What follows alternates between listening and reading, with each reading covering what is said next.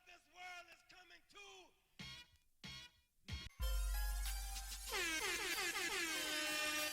Hey, yo, check this out. This is Flavor Flav. And if you want the whole truth and nothing but the whole truth, so help the whole truth.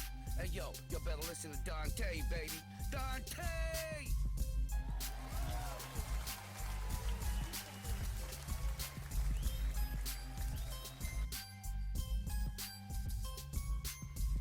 What's going on, y'all? And welcome to another great edition of the Dontae's Boxing Nation show. We are back. Man, it's been a minute, man. It feel like it was damn near 3 weeks or something, right? Yeah, man. Dontae's Boxing Nation in the building. Thanks for tuning in. I am your host. My co-host right here, Milton in the building. What it do, Dontae, the Boxing Nation? All day, baby. Kirk Jackson. He's a boxing writer and a former fighter. He writes on boxinginsider.com. So, you know, he's going to get it in with us as well. Welcome back. You know, we missed last week because I went out there to L.A. to cover the fight out there with Oscar Valdez going against Mariaga, which was a hell of a fight. Yeah, it was the best fight on the card. Shouts out to Shakur Stevenson. He made his pro debut. I really wanted to see that. So those were some good fights out there. Congratulations to all the winners. Gilberto, Ramirez. You know, he got the job done. Magdaleno. It wasn't his, Magdaleno. Mm-hmm. Magdaleno looked real good, man. He did. Congrats, shouts out to Magdaleno, man. Now, let me go ahead and also give shouts out to all the winners this weekend out here in Las Vegas, man. The Mayweather card. Oh, yeah. They put on another, you know, they putting on real good cards, man. And all of the cards that they put together is real competitive fights. Right. Very, very competitive fights, man. There's a lot. The sport is really growing, and you can tell by the young up and comers. They're hungry, man, and they really matching them up nicely on these cards, man. Yeah, they really are. Absolutely, man. So I just want to say congratulations to all the winners. Juan Heraldez, Ladarius Memphis Miller looked sensational. You know, I thought that should have been the main event as far as I'm concerned. That was like a local rivalry. Between you know about out Chewy here in Gutierrez, Vegas, right? yeah, man. Chewy and Memphis Miller been going back and forth, man. It's been a couple years. Man. That's been brewing. And Ladarius Miller, you know, he knocked out Gutierrez, and Gutierrez had never been knocked out. Gutierrez is a good fighter, guys. He's a good fighter. He is a come forward, aggressive fighter. You know, I've been watching his progression out here in Vegas. He's got a lot of good wins out here in Vegas, and Ladarius knocked him out. Looked good. He was doing his Floyd Mayweather, you know, and looked good, man. He closed the show. It looked like for a minute, maybe Gutierrez was going to start slowly walking him down. Yeah. Because I started to notice Miller, he was moving a little bit more maybe after the second, third round, and I said, man, if he don't if he doesn't sit down and get Gutierrez's respect, then Gutierrez is going to end up walking him down in the later rounds. I was saying the exact same thing. But credit to Ladarius Memphis Miller, man, because he got more aggressive in the later rounds. He did. And he put it on Gutierrez and ended up dropping him. You were at the fight. You didn't hear his corner. His corner told him, hey, man, you need to go ahead and step this up. Mm-hmm. And as soon as they told him that, maybe round 4 or 5, that's when he really sat down on his punches and started putting combos together. And you know, as the fight went on, there was one other round, I think, maybe round 6, when Chewy kind of cracked him a little bit. Yeah, and he kind of back. Yeah, he backed up a little bit, knocked him back with a punch. Right. And Chewy thought he hurt him, and he jumped on him. And then that's when Miller caught him with Flipped like the script. 3-4 punch combination. Yeah. That's when it was real reminiscent of Floyd Mayweather on them ropes. Yeah. Where he was fighting off the ropes. A lot of fighters can't do that today, Milton. A lot Milton. of them cannot do it. Some real good fighters are very uncomfortable on the ropes. Yeah. And so I just love seeing the progression, you know, of these cats that I done seen come up. I remember when Memphis was an amateur out here. Right. You know, so seeing him on the big stage and performing like people expect him to perform, you know, that was impressive, man. So let me go ahead and look at the other dudes. I want to make sure I give everybody a shout out. Kevin Newman, man. Yeah. Now, Kevin Newman, shouts out to Kevin. He should be on the show with us next week. We're going to start having Kevin on a lot more often, man. You know, he loves talking boxing, and he's the future, man. I mean, he's one of the most talented fighters at the Mayweather gym. He had a very. Did you see that fight? Because I was watching a lot. I didn't. They didn't air. They didn't air it at all. They didn't televise that. I think it was on Fox 2. Oh, was it? Yeah, because the undercard fights they had on Fox 2. I was looking and for then it, the man. bigger fights But it they was had on only Fox 1. what was a first round knockout, a TKO? I think it was a first round knockout. But what was impressive, and I'll show you the clip afterwards. You guys could check it out. Go to Instagram and follow my man, the boxing goon, Marcellus Williams. That's the, you guys see me interviewing him all the time at the Mayweather gym. He's the heavyweight over there. He has the fight on his Instagram channel, so check that out, the boxing goon. But it was impressive, Milt, because he caught him with like a double or a triple right hand, reminiscent of when Floyd Mayweather only had 8 fights. Yeah. And I think he did it against Jesse James Leha's nephew. Yeah, I remember that fight. Yeah. I remember that. Yeah, he caught him with that double, triple right and dropped him. That's exactly what Kevin Newman did. It was impressive, man. Wow. It was really impressive, man. Wow. So, and for those who don't remember, we had Kevin in the studio a couple weeks ago. Young Lion Man and the Cat is he came in and he gave us.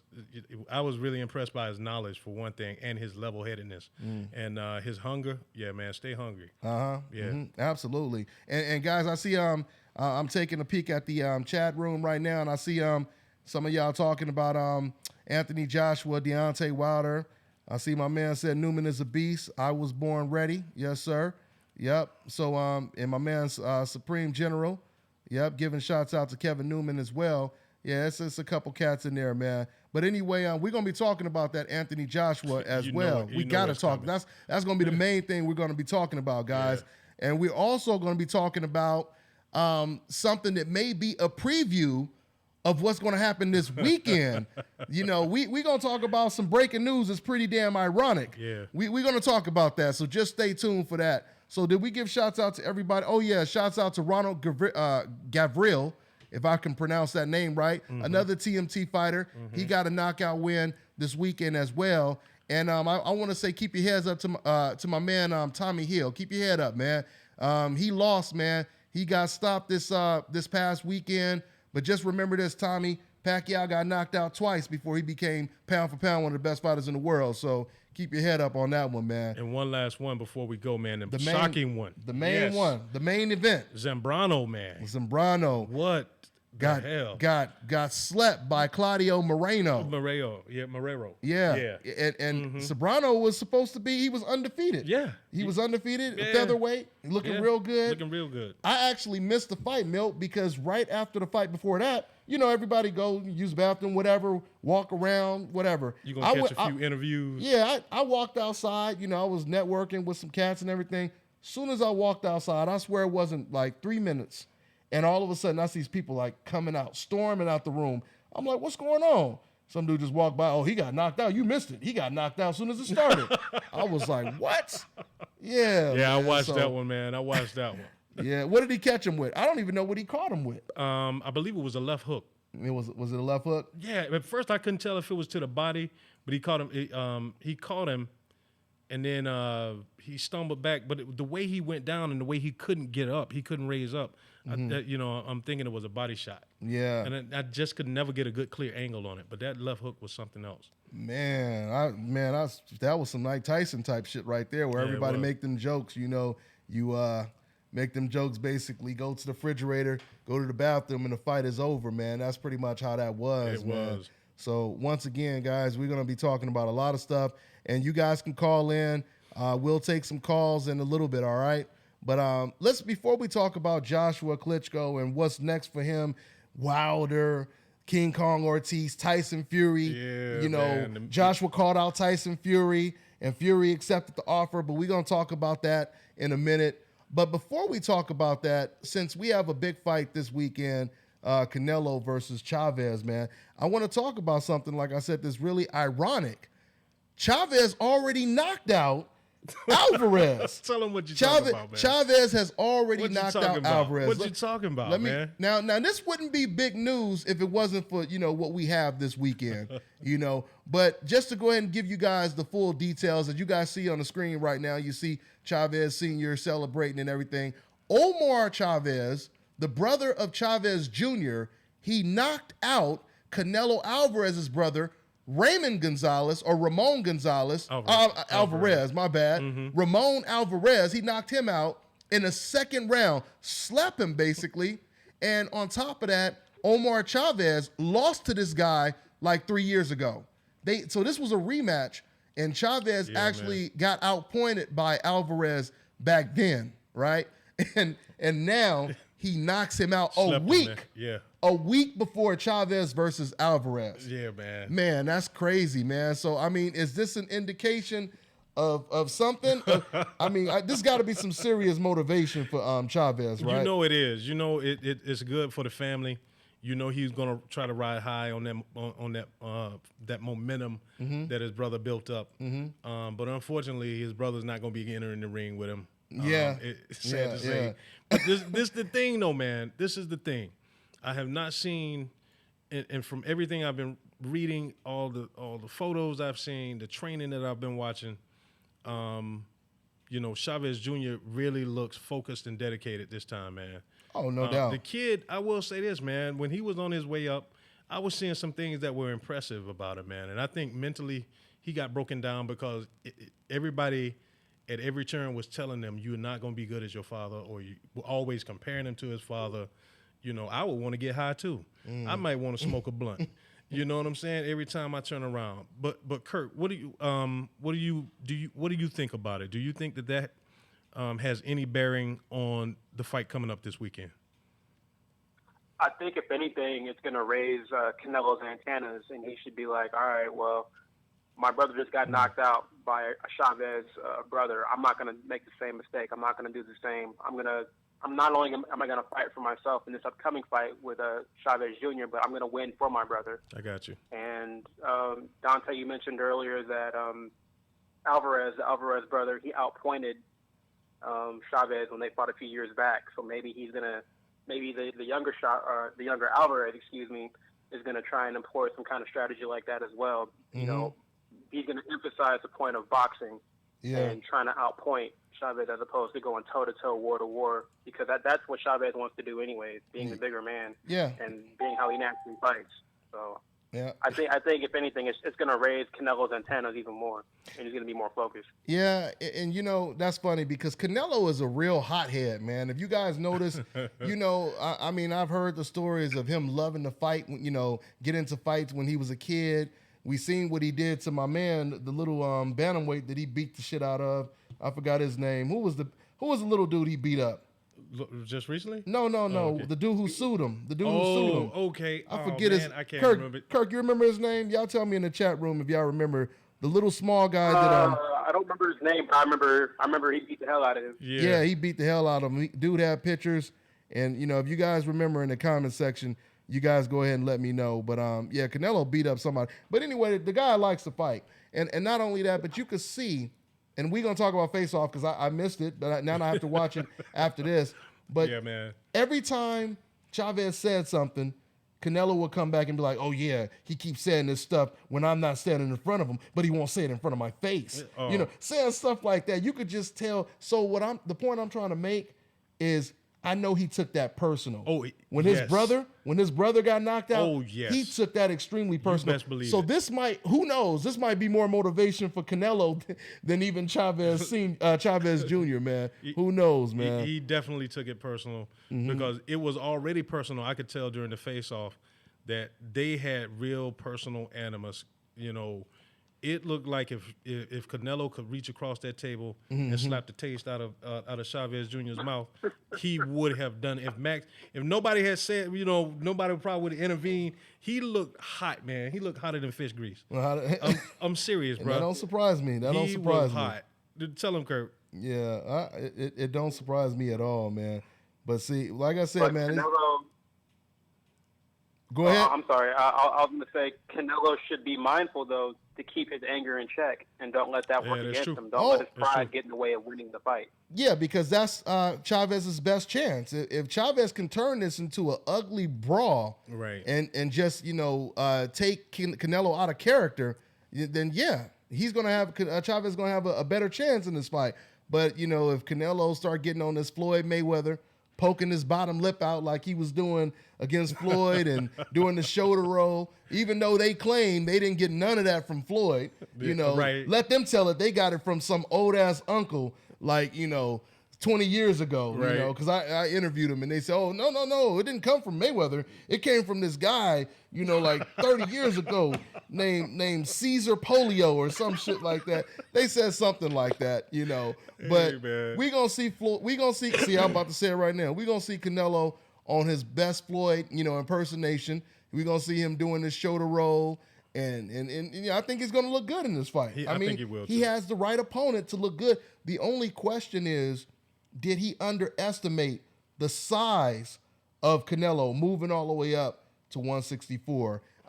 Kirk, what do you think about that? Do you think Canelo underestimated Chavez's size and what he walks around in after the weigh-in?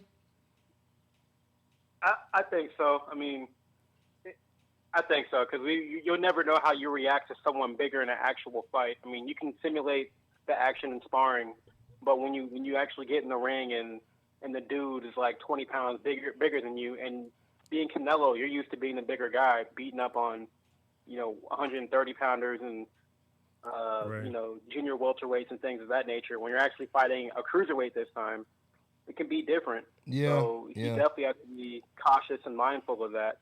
And he needs to fight the right way and just be smart and don't let stay focused and he likes it's obvious he looks up to Mayweather with how he fights.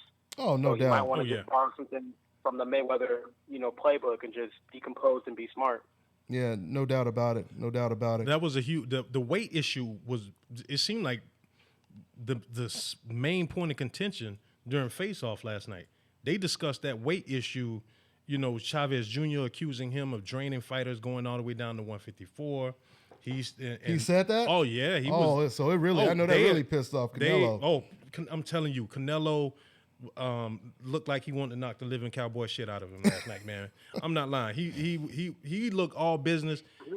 Chavez Jr. looked like he sometimes didn't want to make eye contact with him. It was like, you know. Yeah, and that was Canelo's but the point, weight too. issue, and he was like, I'm the A side now. I can dictate. You know, when Floyd was the A side, I had to do what he wanted to do. When so-and-so was this, he was like, I done fought at weights, you know, for you know, drain myself, trying to fight other fighters for a while. Now I get to dictate what goes on with the weight issues, and I'm going to use it. You know what I mean? And so, but that was a serious point of contention. Yeah. It was almost all the conversation. It took up the bulk of the conversation, the weight. Like, I haven't seen heat like that between two guys since the Cotto and Margarito face-off. Yeah. Oh, yeah. I agree with you on that one, Kirk. Yeah. That You was went some way serious- back on that one. Yeah. You went way back on that one. Yeah. Yeah. Two dudes that looked like they really wanted to just fight at the table. Mm-hmm. It wasn't bad. The only worst one I've seen was from Gloves Off with Dylan White and Joshua. Oh, that was the best. Yeah, that was a that- classic right there. Yeah. But the gloves off is always better to me because Yeah. because UK fighters, you know, they a lot more, you know, they're a lot more passionate when it comes to boxing, period. Right. You know, they'll hit you with some articulate type of rebuttal, you know what I Right. mean, that has something to do with boxing. You know, I mean, a lot of times out here, they don't get as deep when it comes to hitting Yeah. somebody back. But from what you guys are telling me with this situation, it sounds like they did. Another one that was good out here, though, was Sergio Martinez versus Chavez. Yep. That was a Yeah. good one, too. Yeah, it was a good That one. was a good one. Yeah. They were going back and forth, man. I felt like they was on the bus bagging on each Yeah. other like back in the day, you know. But it was deep, I'm telling you, man. Canelo pretty much called that man a disgrace last night. Wow. Yeah, he wow. pretty much. Am I right, Kirk? Wait, Canelo called Yeah, Chavez he- a disgrace? Yeah. Was Yeah. Was- He disrespected that man's name. Yeah, he did. He did, man. He did. Chavez should have been on some, all right, you got to see me outside. Oh man. Oh, trust Catch me outside. Yeah, Canelo would do something like that. Yeah, but, man. But anyway, before we talk about Anthony Joshua and You know and they want to get Klitschko, into it. They ready for it, man. Yeah, let's go ahead and take a call, man. Once again, we always appreciate you guys on hold, so let's go and take a call real quick. We got 334. What's going on? What's your name? Where you calling from, man? Hey, Lieutenant calling about Montgomery, Alabama. All right, Hey, from the Alabama. Gump. What's going on, man? That's Yeah. good. I thought it was kind of funny because I actually saw the Joshua fight. That's what I was going to ask you about. I didn't know like his arm length was actually longer than Klitschko's. I thought that was kind of funny. I think he was like 1 inch longer. Yeah. Yeah. And the weird thing I thought, did you ever know like when he throws his straight right hand, he doesn't have a real good straight right hand. Who you talking about? You talking about Joshua or Klitschko? Yeah, Joshua. Okay. You know it's like I didn't know he was so. I saw him fight plenty of times, but I didn't know he was so robotic. Like but to you the know, point where go ahead. He's real like you know exactly. Like I remember watching him before. Now I was like, oh yeah, he's a good boxer. But then, you gotta know with Klitschko, it didn't look like.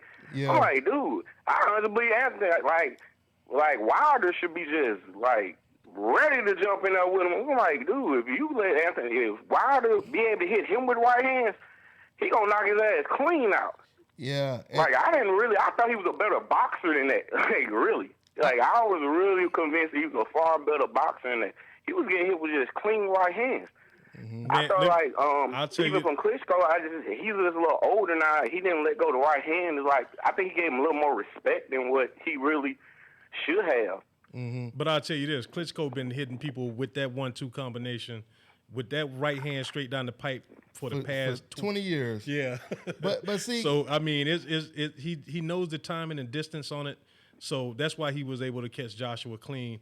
I will say this, I think it was round 1, 2, or 3 when he caught Joshua coming out of the bell, coming out from the bell. He caught Joshua with a 1-2. And Joshua kind of adjusted. He tried to get him again. He took it. He took it. He ate it, before he got knocked down. But he ate the 1-2 early. But the key words that my man, the caller from Alabama, some of the key words that I noticed is with Klitschko. With Klitschko, he looked wild with the right hand. And another reason why, Milton, he looked wild with that right hand is because Klitschko would jump out of position. Yes. And he would force Anthony Joshua to reach. Right. And that's another reason. Yeah, and I noticed that same thing. Like, I thought that was kind of crazy. Like, his distance control, like, when he gets out of reach, like, it was stretching, but his straight right hand is just not that good. Like, I thought he had a far more powerful straight right. His hooks are just crazy, but he fights like a middleweight. I always thought it was kind of funny. He fights like when you watch him actual fight, like he fights like he's a lot smaller than like his arms are more like a more Mike Tyson, like for somebody who's 6'6". But the thing is, and it's deceptive. I've said that. It's deceptive because his bicep. Uppercut too. Yeah, the uppercuts were impressive. Yeah.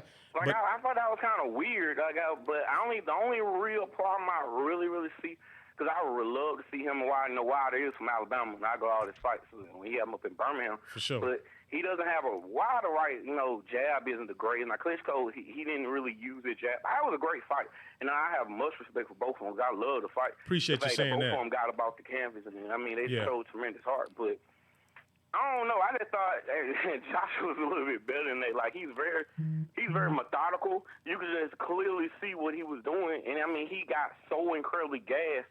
I'm like, dude, this dude. I thought he showed much heart because for him to catch a second wind off of that, because like when he got tired, he looked horrible. I'm like, just the fact that he even caught a second wind, it was amazing because he like he was literally dead on his feet. The fact that he got a second win, you have to give him credit for that too, though. Getting a second win, because like you said, he looked like he was completely done, after he knocked down Vladimir and he celebrated. But man, it took him about maybe two more rounds, right? And he recharged up the battery. But what happens? Let me tell you this too, and I used to lift. I know it don't look like it right now, but but I used to lift like mad, man. And one thing about carrying that much muscle, it robs your body of oxygen. Mm-hmm. It takes that much more oxygen from your lungs to fuel that much muscle that he has around his body. It's not very good boxing muscle that he has. He needs to lean that out a little bit. But if it works for him, it works for him. Mm-hmm. But another thing that got him gassed is that he got so excited. He's a man with 18 fights under his belt. This is his 19th fight. He went skeet real quick in the 5th round after he saw that he hurt Klitschko. And when he got all excited, that shot adrenaline through him, man, he got gassed from just that energy, that burst of energy. He was too excited, couldn't calm himself down, and gassed himself out. And then it took him 2-3 rounds in order to get himself built back up. And you know what? Since we talk, and you know what? I'm gonna go ahead and let you go, bro. I'm gonna get to another call, man. All right. Thanks for your call, brother. One more thing. After looking at that fight, do you feel like did that help Wilder's chances against him? Oh, Better absolutely. or worse than what you originally felt? How you saw it? Absolutely, it helps. But this is, once again, and we was going to talk about that, but we might as well talk a little bit about it now. Once again, there's an upside and a downside with Vladimir Klitschko, just like there's an upside and downside with Anthony Joshua. With Deontay Wilder, I don't think anyone could take that right hand, man. No one. I mean, now Bermain Severn, he did a hell of a job taking it. Yeah. You know, but I don't think anyone could get hit flush with about 2 or 3 of them. No. I mean, Gerald Washington, it only took 1. Yeah. You know, and the majority, Spilka, you know, it took about 2 or 3 most of the people that have felt out. it that one time, Yeah. catch it clean. Yeah, it just takes them a minute to catch them clean. Because the thing is, Joshua made light work of Molina. It took, but I think that was one of his surprisingly tougher fights until he knocked him out. Yeah, until he knocked him out. But you said Joshua made easy work. Joshua made easy work. Yeah, Joshua did. Wilder was the one that had a tough time. It took him a while to get Molina out of there, man. It took him a while to get. Yeah. To add on that though, with Wilder, like even if you survive the right hand onslaught, I don't think fighters are the same after that. Yeah. It takes the fight out of you. The guy that Joshua ended up fighting after Wilder, he didn't look too nice in that fight against Joshua. I mean, we got to give Joshua his credit for that too. Absolutely. It makes you wonder. Yeah. Absolutely. Hey, but thanks for your call, man. All right. For sure. Take care, man. And I'll say this too. It's going to be it's a totally different fight. You know, I hate to do the man that beat the man, he can beat the man. Yeah. It doesn't always. It doesn't always work that way. Let me tell you, that's for sure. Sometimes the same fighter can't even beat the exact same fighter he just beat. Oh yeah, you know what I'm saying? We've seen it time and time again. Yeah, man. so you can't play that man that beat the man. But I will tell you this: Klitschko's footwork is much better than Deontay's, Wilder's. I think his footwork is going to be. He can control distance better. He controls distance better, and he has better lateral movement. Yeah. He's not as athletic. Of course not. You know, he'll make you pay. Wilder will make you pay more. Yeah. I mean, Vladimir will make you pay more when you try to leap in and attack him. Right. You know, and you know what's funny? Vladimir Klitschko's nickname should be the Octopus. Because his arms is always just flailing all over the place, but he uses it as a defense mechanism. Thank you, man. You know, when you try to hit him with a hook, he just throws his arm up like this. Yes. Like he just throws his arm up like that. Yes. And you know, because what's his name? Joshua was trying to land that hook all night, and all Vladimir does, he puts his head down, he throws his arm up like this, and he blocks every single hook. And another thing, he's like he an uses octopus, them. man. He uses them on offense. Yeah. Did you see him use the left hand like he threw a jab, but he pawed and he pulled Joshua's arm down and came straight over the top of it with a right hand. Yeah. Oh, so he's a gold, and that was crafty, man. And that's another thing. They were both gold medalists. Yes. I mean, how rare is that? You see 2 gold medalists in their prime. Right. Because I don't forget about Vladimir's age. He preserved himself real well. He hasn't been in that many wars. He's been knocked out a few times, but it's over a huge span of time. It wasn't like he took knockout after and knockout he's one of them type of rare fighters that can get knocked out and come back and be the same. Right. He's never bragged about having the greatest chin, but he's been one of the best fighters in the world to protect that chin. Right, I know. You know, he do everything to protect that chin. That is credit to Emmanuel Stewart. God bless you. God bless your soul.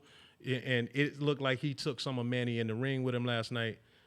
Since we already broached the subject of Klitschko, Joshua, I'm going to go ahead and put myself on blast. I predicted that Klitschko was going to win.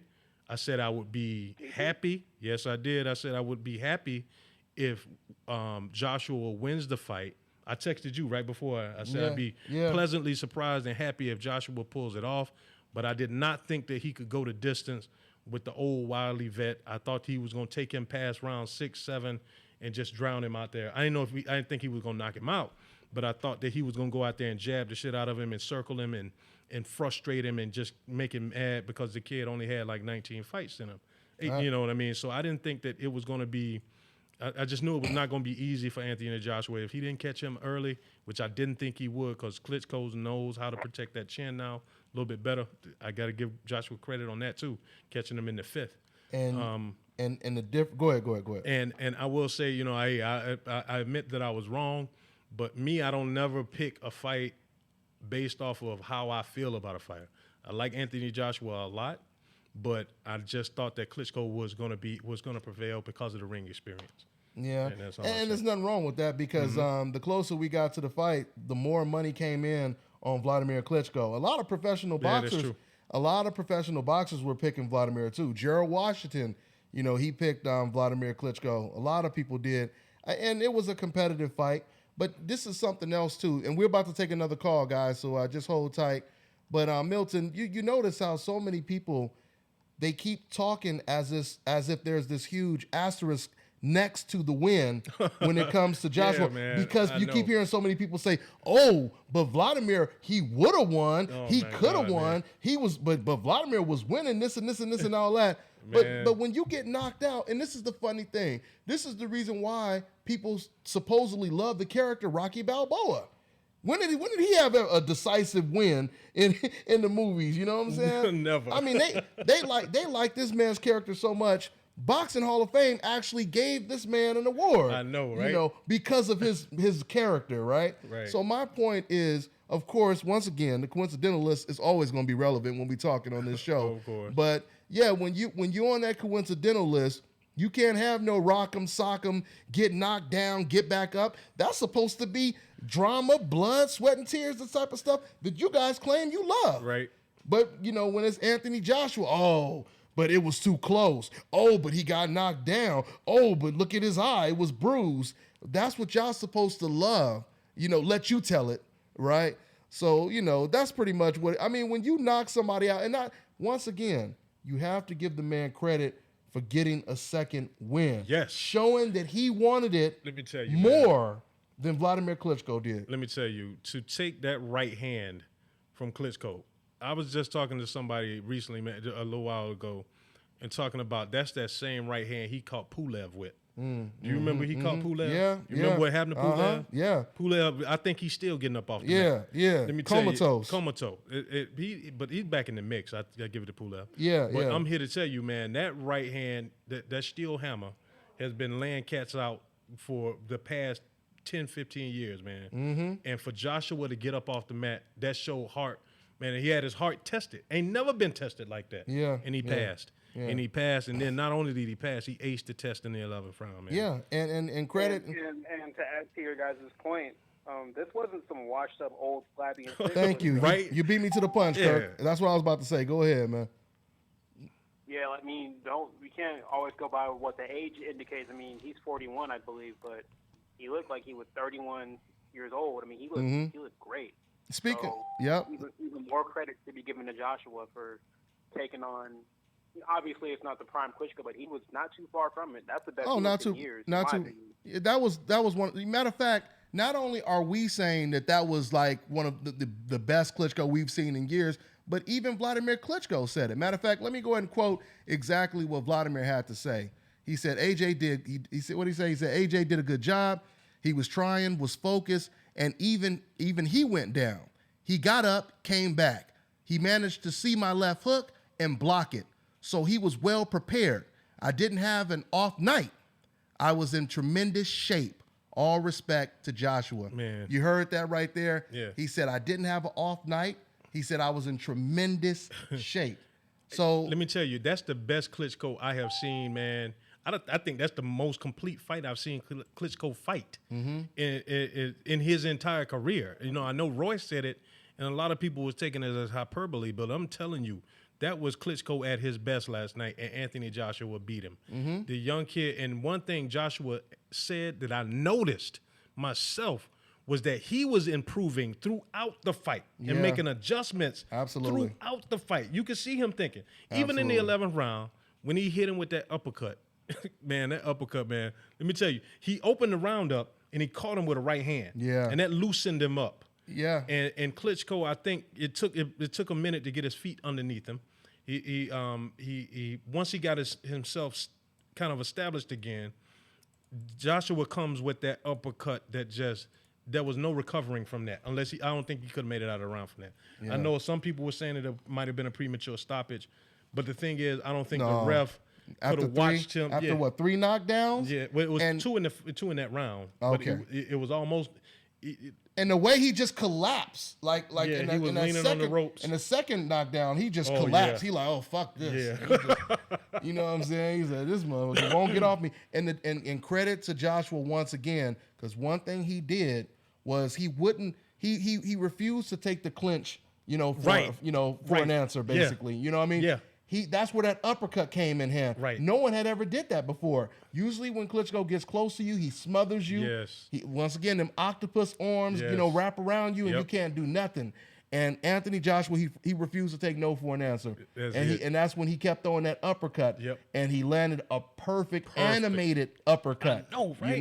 Man, So, Klitschko came in 6'6" and left like 7'4". He stretched that man's neck about another foot. I'm telling you, man. He was about 1 feet tall, maybe. Yeah. What's that, Kurt? You know what else set the uppercut up was every time in the clinch when they would go on break, Joshua was landing shots on the inside to the body. So digging underneath. Yeah. That's what I mean. Not taking the clinch, as the Did y'all see how Klitschko's body was marked up? Yeah. Did you notice he had the red marks on his rib cage? Yeah, man. The body shots and the body shots also distracted him from a headshot. Yeah, right. He would throw them. He would shoe shine downstairs, and then he would come up with something up top, and that's how he kind of surprised him with the uppercut. Right. But once again, Vladimir, he's crafty. Yes, man. He's good at nullifying you. I thought he was going to start clinching him later in the fight, frustrating Joshua because he wouldn't be able to get his shots off,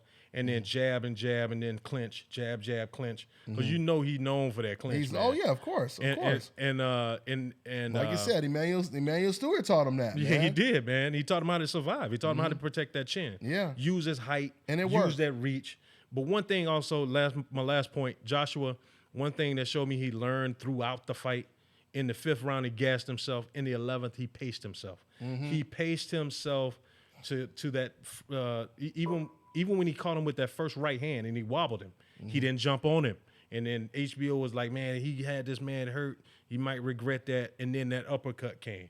And then he dropped him. HBO was saying they were saying Anthony Joshua had this man hurt, or Anthony Joshua had Klitschko and he may hurt. regret it. He may regret that, not taking the old because I didn't catch the veteran out. HBO broadcast, guys. Yeah, he didn't catch the HBO. We'll talk about that too, but go ahead. And so he knocked him down. He gets the knockdown, that first knockdown. Joshua didn't come in swarming, didn't come in windmilling. He came in, he paced himself again. You could see his footwork, sliding his feet underneath him. And coming in, and he caught him with another good uppercut. A lot of people missed it. Caught him with a good uppercut, right uppercut, left hook, and put Klitschko down for the second time. And then that's when the ref stepped in, and then he let him go again. The ref gave, ref gave Klitschko every opportunity last night. Every opportunity. That's what I'm saying. You can't say that it was a bad stoppage No, at it all, wasn't. because he got a whole bunch of opportunities in this fight. Man, he did. And so and this to the referee's credit. If Klitschko is up against the rope just trying to survive, how long do you let this man go before he catch another hard right hand and knock his head off? I mean, but you could you could tell exactly, and he wasn't fighting back. That was the main thing. And like I said, the knockdown right before that. That's exactly where he was. He was on the ropes. He was flailing them arms, trying to defend himself. And then he just collapsed and just fell straight back. Yeah. The same thing was about to happen. About to happen again. So the referee... And he could have ended up getting hurt really bad, man. Yeah, the referee did a great job, man. It was a great job. He gave him every opportunity. Let's take another call, guys. Yeah. All right, so let's see who we have over here. All right, we have 503. What's going on, 503? Hey, what's going on, brother? This is Jelani calling from Atlanta. Hey, what's good? All right. What's going on, man? What's on your mind, Giovanni? Oh man, not much, man. So just real quick, I don't want to reach back. I know we on. I just want to get whatever you want to talk about. It's all good. Go ahead. Oh, okay. Yeah, no doubt. Yeah, Sean Porter, man, I like that inside work. I hope he can do the same against Thurman. He gets the rematch. Hope he can stay on the inside, man.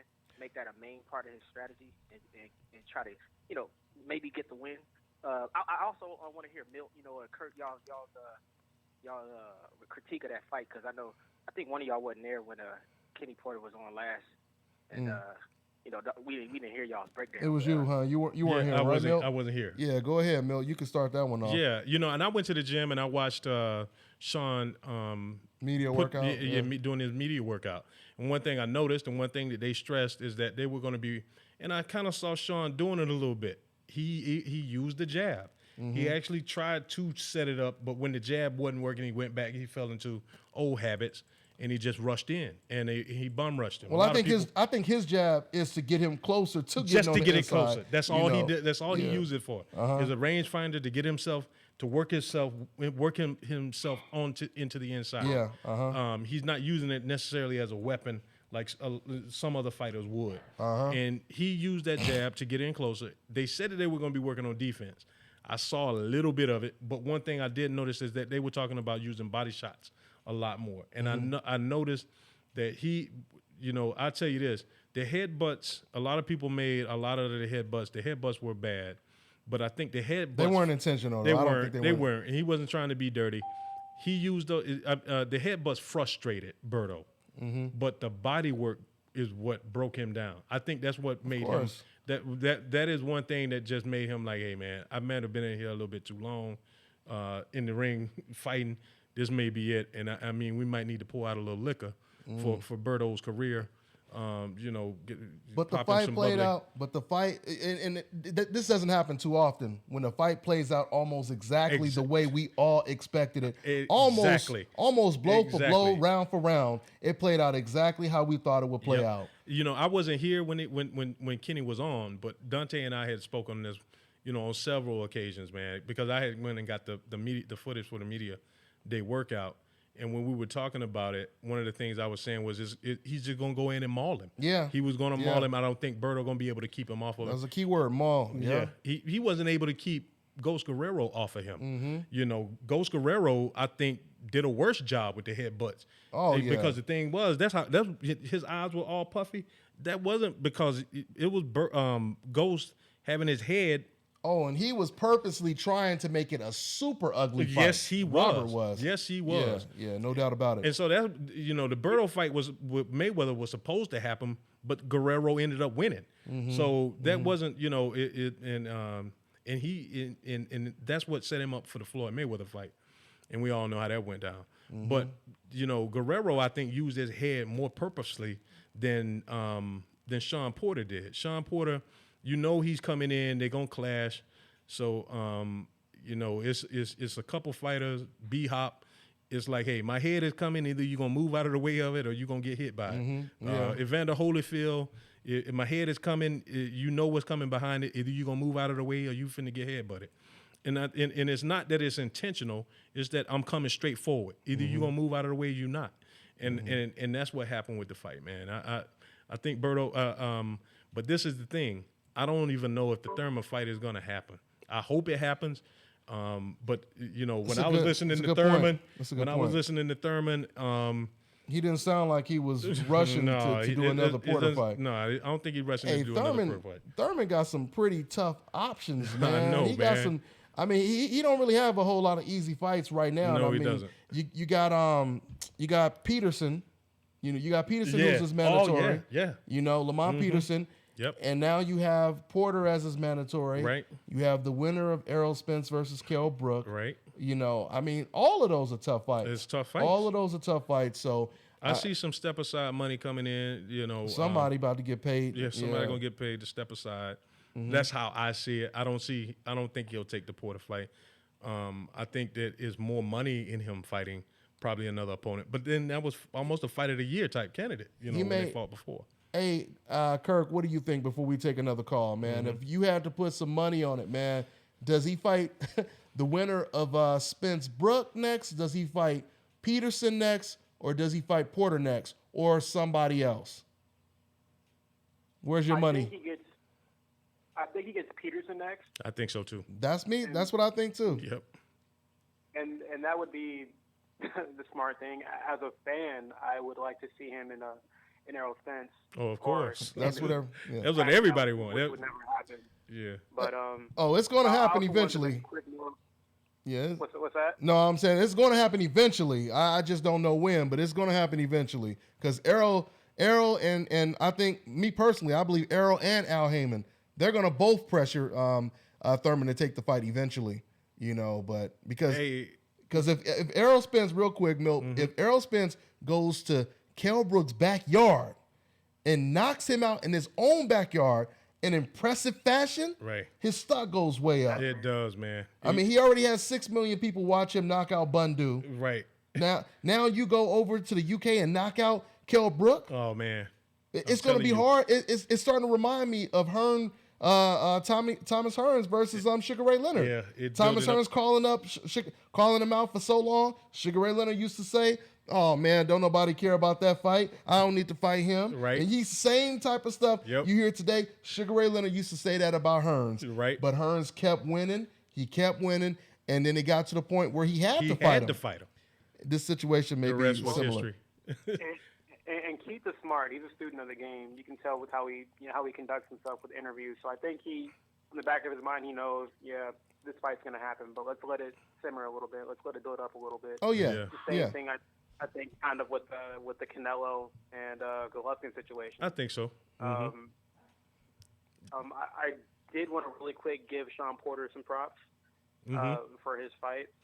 Definitely. I think when people watch him fight, a lot of times they see how physical he is and how, rough, and sometimes people may see that he's raw and just kind of aggression. But as you guys were pointing out, there is a method behind his madness. It is. Yeah, and absolutely. I think even more so than physically, he leaves a mental imprint on you when you're fighting him.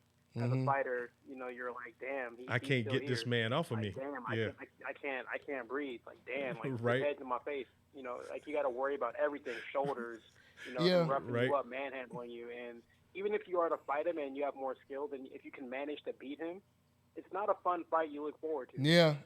And what you giving Porter credit, that makes me give Thurman even more credit, because you notice how Porter was able to pin Berto and Paulie Malignaggi up against the ropes and just rake their ass. You know what I'm saying? He just raked them, basically. Punches Devin everywhere. Alexander. Devin Alexander. But with Keith Thurman, credit to Keith Thurman, even though he ate a couple of those shots, he was blocking the majority of them. Right. So, I mean, but to watch the contrast from Porter fighting Thurman to him fighting Berto, and Berto ate almost 90% of the punches when he didn't know what to do when he was on the ropes. Honestly, it just looked like that was Berto's third professional fight or something. I know, man. Where he did not know what to do. It's do you think ring rust had anything to do with it, man, or it's time to go, Berto man? has never really, ever since, and this is sad because ever since Berto lost to Ortiz, he's never been nowhere near the same. No, man. You remember the undefeated Berto? Yes. He used to have an uppercut. I know. He used to have a vicious uppercut. Man. He used to counter real quick. He was slick. But what happens sometimes is when some of these guys get knocked out, they're never the same anymore. Never the same again. That's always in the back of your head. Yeah. You fight different. Yep. And we see this even, with sparring. I'm always at the gym, my kids boxing, other kids are boxing. You see some kid, he may have gotten hurt in sparring or in a national tournament, and maybe for a couple of months, he's not fighting the same anymore because he got caught with that shot. That's Berto, man. That's not the undefeated Berto. Berto was extremely talented when he was undefeated. I couldn't believe that's like 30% of what Berto used to be. Yeah. I mean, he had no clue of what to do when his back was against the ropes. Nope, none whatsoever. And the Soto Carras, was it Soto Carras? Yeah, fight? Soto Carras. Yeah, man. That was I couldn't believe that, man. I couldn't even believe it. Once again, the undefeated Berto with all the confidence, but at the same time, when your confidence is shaken, man, it is hard to get that back. Very hard to get that back. Very, man. Mm-hmm. So, that's what it is. Now, excuse me, guys. Let's also talk about some more of this Anthony Joshua news. Okay, so Tyson Fury, he called him out. No, actually, Anthony Joshua called out Tyson Fury at the end of the fight. Yeah, he did. And then Tyson Fury, he said he accepts his challenge. So, I mean, what do you think about... And, I have to give Tyson Fury a lot of credit, too, man, because if you look at what he did, even though it was a chess match, and if he was on a coincidental list, they would have hated him because they would have called him the most boring fighter ever. But he was the fighter of the year. Yeah. But, the hope insurance kicked in, so he was covered. But despite the fact that it wasn't that exciting, and I'm not a hypocrite like you, Decaf, so I'm not going to say he's boring and I don't like him anymore. I still enjoyed the fight. But, man, because I don't know. I didn't enjoy it as much as I could have. Only reason I enjoyed that fight, because I seen Vladimir frustrated. He was. That's what made it. He did do that. It was like a soccer match, man. Once again, you got to wait 2-3 hours for them to score. But when they score, man, everybody is jumping up and down. And it was that type of tactical, fight that I enjoyed. And I can say this, though, but this is one thing about it. And sometimes I become a fan when I'm watching a heavyweight fight. Normally, I'm not a fan. We're going to take a call in a minute, guys. Go ahead. Yeah, normally I'm not a fan. And I'm usually just impartial, and I look at it for what it is, because I know you got two big, grown-ass men in there that are coming to do damage to each other. And usually that's what you're going to get when you watching a heavyweight bout. When you watching a heavyweight bout, somebody is going to sleep. Yeah. Somebody going to sleep. And then for Fury, who have been sleeping cats and coming in and doing people dirty, for him to, one thing I will say, man, he kept Klitschko off balance. He was herky-jerky. He had good head movement, good footwork, but he did not really come to do damage. And I was like, come on, man, this is a heavyweight fight. We need heavyweights to be heavyweights. I can tolerate that from anybody, any other weight class, but when it comes to heavyweight boxing, I'm talking about that, man. When you the heavyweight champ, undisputed heavyweight champion of the world, man, you king of the earth. No doubt about it. And I'm like, man, if you ain't bringing it as a heavyweight, you need to sit your ass down. And so, it was like, I think that there should have been an immediate rematch, but of course, he turned into Tony Montana, started tooting, and started doing powder. Yeah, as we say in the dirty, that powder got him, and it's just a shame, man. And now he's on the outside looking in, and he's begging for fights. I can take that from Shannon Briggs. No disrespect to Let's Go Champ. No disrespect to Shannon Briggs, but you can expect that from pound for pound, the best promoter in the world. You ain't lying. but from a man that knocked off a cat from a 10-year ring, he needed to keep his head, keep focused. Yeah. I think he even doubted himself. And so I think that's where the cocaine use came in at. So, well, you see he wasn't apologetic about it. And I give him credit, man. He's a hell of a character, man. He is. Anthony Joshua called him a fat ass or whatever. He said, I may be fat, but I'll do this and I'll do that. Yeah. He's a character, man. Boxing needs him, man. He's a WWE character, man. I know. It takes all kinds. It does. Everybody can't be a choir boy. Yeah. We need a few. No, we need people like him. No doubt about it. We need people like my man Tyson Fury. Let's go ahead and go to the phone lines, man. Go ahead, Kirk. I was going to say, I think him and Adrian Broner are the most entertaining personalities in boxing. Yeah. I ain't forgot. We missed him last week, Mr. Shoot 'em up, y'all. Yeah. He out there in the whip, blasted up.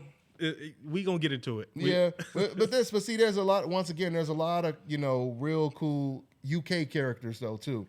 A lot of cool UK characters. Even Tony Bellew. Did you see Wilder and Bellew get into it? No, I didn't see it. I just heard about it, and I seen pictures of it. Man, they were in each other's face, man, about 5-6 good minutes, going strong. Pretty much you ain't nothing. Tony trying to get that check, man. Oh yeah, he is.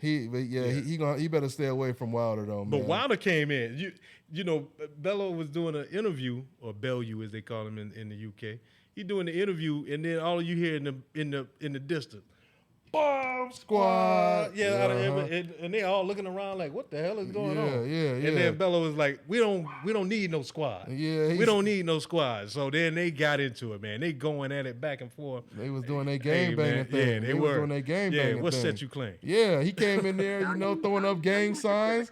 And they was like, no, y'all better take them red flags down. You don't know where you at, homie. That's what that was. Hey, what'd you say, Kirk? I was saying if those two were to fight, Bellew gets put in a coma. Oh. Yeah. No doubt. I would agree with that. I would agree with that. I think Bellew may get a little close to him maybe a round or so, and then as soon as that left hand lands, it's over. It's over, man. It's over. It's gonna look like Spilka again, and then people gonna be so mad because they're gonna be like, "Damn, Deontay, you didn't have to hurt him like that. You a bastard." That's why I don't like Deontay Wilder. It was people saying that in the comment section. It was like after he knocked out Spilka. There were people in the comment section. What? I bullshit you not. They was like, it's just something about this Deontay Wilder guy. I just don't like him. Right after he knocked out Spilka. Because they feel, man, you didn't have to hurt him like that. Oh, my God, man. In front of his old lady. It's crazy, man. It's crazy. Hey, man. But anyway, let's take another call. Let's go to another call. For sure. We have 504. What's going on? What's your name? Where you calling from, man? 504. Hey, what you say, Dontae, Milton? It was good. What's going on? Kirk, man. What's going on, fellas, man? Not much. I'm just paying homage, man. It's an honor to be on your show. Really Pleased to have you. All day. Appreciate it. My name Max AC, man, and I'm calling from New Orleans. You know what I'm saying? New Orleans. So, yeah, Oh, that's that's what's 504. up. Yeah. 504. Yeah. All my family out there in Shreveport, Monroe. It's all good. That's what it is. All right. That's what's up, man. You from Texas, huh? Well, I'm from Long Beach. All my root family, they from Louisiana and Texas. So, we got a small little army in California, but the real army is out there down south, man. So, yeah. Gotcha. Yep. All right, man. Well, that's what's up, man. What's on your mind, man? I don't want to take up much of your show's time, man. I just wanted to really speak my mind on what I observed this weekend, man. And, For sure. I don't want to keep, hitting the same keys that everybody else is touching on. But I just gotta call a spade, man. That was one of the best heavyweight fights I think I've ever seen. Just because of the whole lead up to it, with all of the respect that these guys gave to each other, they carried themselves like gentlemen. And then, they saved all of the violence for the ring. You know what I mean? Yep. Right. Yep. And to see both guys get up after taking devastating shots the way they did, and have the desire to continue on, and everything, all of the peaks and valleys of everything that went on in the ring. Yeah. And what went on leading up to the fight, Right. I believe that's what made it one of the best heavyweight performances that I've seen. Now, people are going to criticize Joshua and give him a hard time and say that, he looked, Vulnerable winded or whatever. Looked too slow and all that kind of stuff and chinny. And, people going to have things to say about Joshua. And I'm going to be honest with you, man. I'm not a fanboy or anything with Joshua, but I've always admired his style. But I'm going to be the first to admit, man, seeing his body language, in the middle rounds, I was just looking at his facial expressions. Like, I'm like, man, this guy just doesn't seem like, that he's going to come out and really make something of this experience. Mm-hmm. And man, did he prove me wrong, Oh, man. yeah. That uppercut was legendary. Yeah. That It was, uppercut man. was legendary, man. It was. And he didn't want to perfectly settle. timed, And then Klitschko was at his best. Yeah. Yes. Yeah, he was on his Yes, back. man. Yes. And Joshua did not want to settle for a decision win.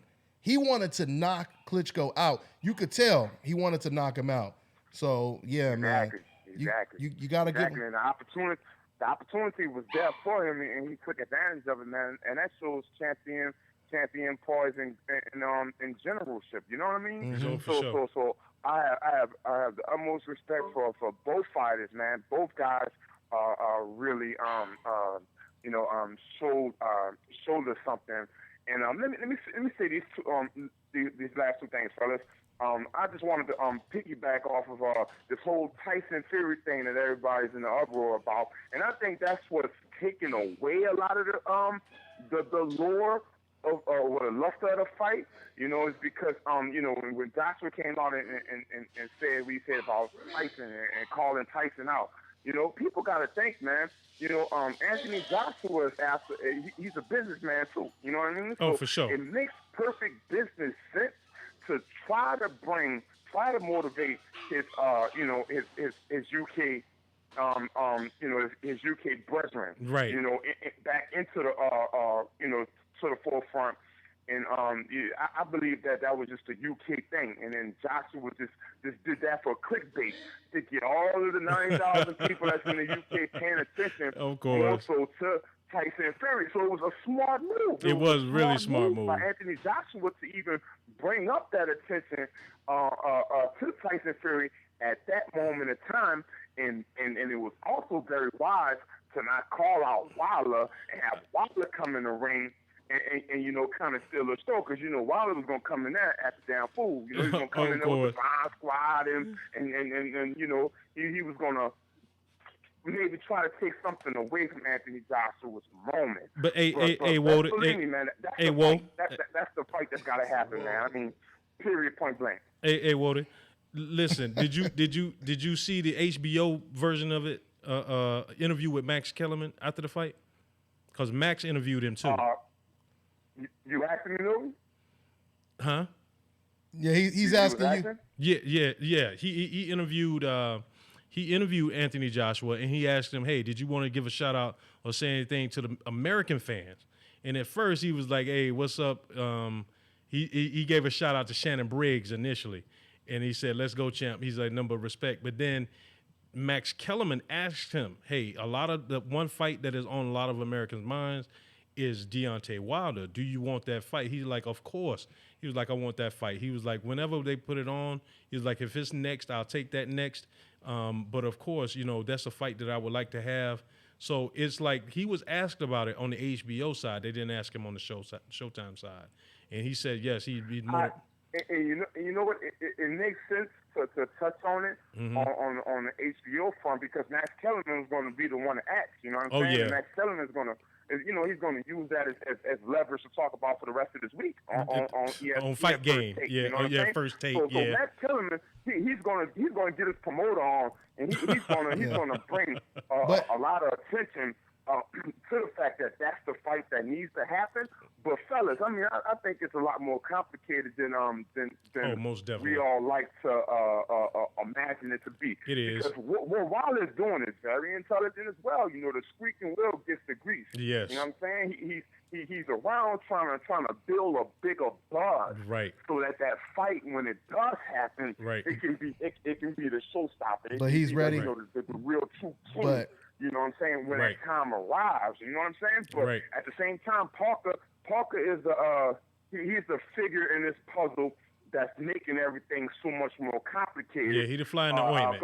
He the fly in the ointment. That it's gonna work itself out. But fellas, I want to touch on this last thing, man, before I get off, man.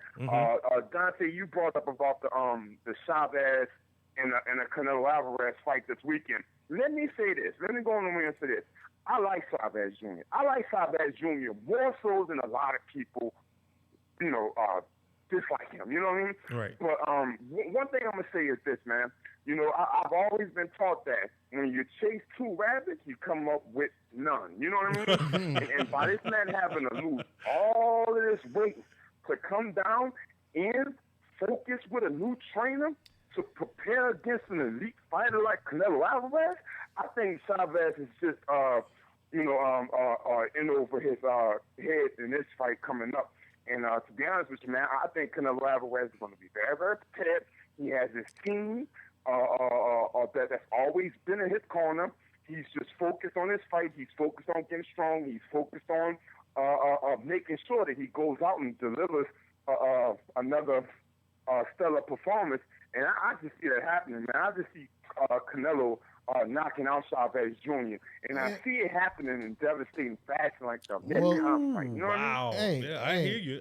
Well, you know what? I kind of agree with the majority of what you're saying, man. But only thing I would disagree with, I don't think it's going to be because of the weight he lost. I think naturally Chavez, he's got to throw balls to the wall. I mean, he has to be aggressive. He has to make it an ugly fight, and that's his only chance. And that doesn't even guarantee a win because Canelo is so slippery. He's slick and everything.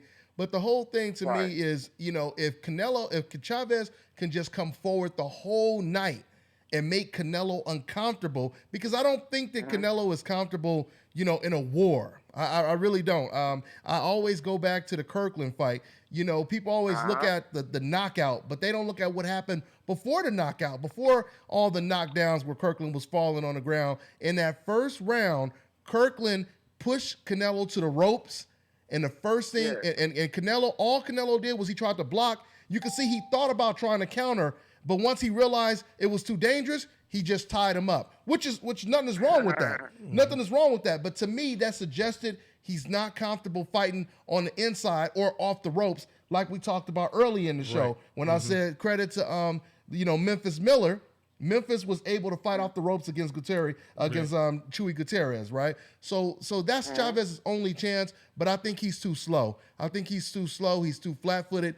If he can fight hardcore for 3 rounds, for 3 minutes of every single round, a la his dad, and he can eat a couple shots to land his own, then he'll have a chance. But I think the shots that he's going to eat is going to deter him and eventually, catch him. And he might mess around and quit on the stool. I think the body shot. I think Canelo. Right. Because I mean, that's one thing that Canelo is being very smart about, man. I've been paying attention to his camp, and I've been seeing his body and his shape up, man. I mean, the guy's getting chiseled. You know what I mean? He's 26 years old. You would have to think that how Fanfara did Chavez.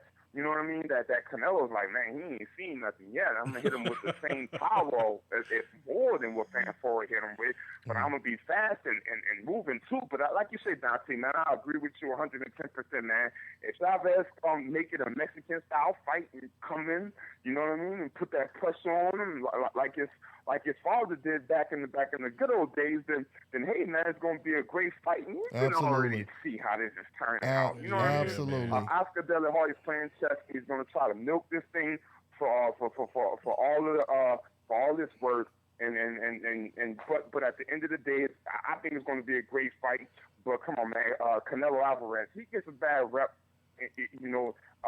by a lot of decisions that he and his camp make.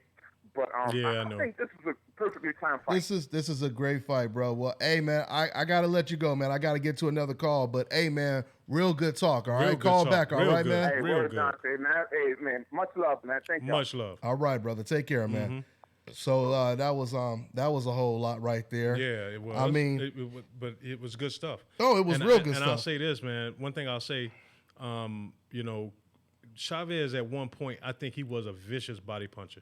He demonstrated some knockouts demonstrated on a couple, more than one occasion on some knockouts when he was a good body puncher. But he went away from that. Andy Lee was an impressive knockout, man. That was an impressive. He had a good boxer in there who was trying to outbox him. That's when Chavez, man, he was really hungry too, man. Yeah, he was. He was somewhere along the way. I just think, man, he lost that hunger. He lost the discipline. He lost the discipline. Yeah, lost focus. Is one thing. I was watching. It was another show that aired last night after the face-off, and it wasn't 24/7, but they did It was like their countdown preview show. Yeah. It was, and it showed there was 2 Mexican amateurs sparring each other or fighting each other actually. Right, but they showed when his father was talking about him getting with Nacho, when Chavez Jr. was getting when they first hooked up. Yeah, when they first hooked up, he said he told his father he wanted Nacho Berenstein to train him. He was like, "You want him? He's the one that's been criticizing you the most." He was like, "That's the reason why I want him." Yeah, that's smart. He said, "This is the first time he's been in camp where he hasn't been able to do what he wanted to do in camp." He's like, Nacho is holding him accountable. He is, he is on his ass 24/7. He is not letting him relax. He's like, this is the first time that he's been in camp and he has not been able to do what he wanted to do. And that's a very good point right there. Yeah, man. So I mean, I think Chavez is doing everything he can to but win it this still fight. might not be enough. It's man. all in the attributes, though, man. It's all in the attributes. Matter of fact, let's break down the attributes, man. Let's try to break down all of the attributes. Let's start with power. Who has the advantage? I'm giving it to Canelo, even though he's a smaller man. Man, that's I guess I would have to slightly give that one to Canelo. I slightly give it to him. I mean, don't give it Chavez, and one of the reasons why he's bringing him down to 164.5. He bringing him down. It's not like, and both of them I think will rehydrate up to around 170, 175. And I think that's what Canelo is. Canelo, I think he's saying to people, these fools don't know. I know. They don't know. I walk around I know. at 200. They don't know. You know, he's man, I got these fools I got them know. so damn fooled. You know, that's what I think he's saying to everybody right now. Yeah. Because for you to be that comfortable, I mean, of course, you know, it's Chavez too, and that gives you a little confidence. You say, that fool, he could be bigger than me. I don't care. But I think Canelo, I told you, I talked to, when Canelo used to come out here and train, there are certain gyms that we go to that we train at, and they would tell me, they said, people will not believe it, but Canelo, they said about a year, 2 years ago, and they was in like 2 years ago, Canelo will walk around at like 200 pounds. This is what, the trainers, some of the coaches at the gyms that he would come to, to rent the, to the gym for, for a couple of weeks when he's out here. They said he will walk around at 200 pounds. I'm like, are you serious? So it wouldn't surprise me if he rehydrates to the same weight. Go ahead, Kirk. That's crazy. Yeah. I mean, it is. So we got power. So Kirk, so when it comes to power, who has the edge? I'm going to give it to Canelo, but I think Chavez may have the ability to take a punch better. That's a good point. Interesting point. Well, Very good that's point. another one Really of the good point. attributes. Yeah. So okay, so chin. Chin, you're gonna give it to Chavez then when it comes to chin then. Yeah, it runs in the bloodline. Interesting. And what you think about that? I give him chin as well. And the thing is, the Fanfara fight, he was taking shots, and I think he was more or less frustrated. He knew he was not going to win that fight. He was out of shape, and he looked like dog shit. So, pardon my French. But it's like one of the things was Fanfara was hitting him with some good, clean shots that he probably could have stopped. He should have stopped him with. But I think that he went ahead and quit in that fight because he knew he was not going to win that fight. It's He was hard. out of shape. But he has been hit with some good, clean shots, man. Even Sergio Martinez was hitting him with good shots, and he was still there to the 12th to drop Martinez. So if he didn't put together a complete fight in that fight either. He didn't come prepared. So I've seen Chavez Jr. hit with some good shots.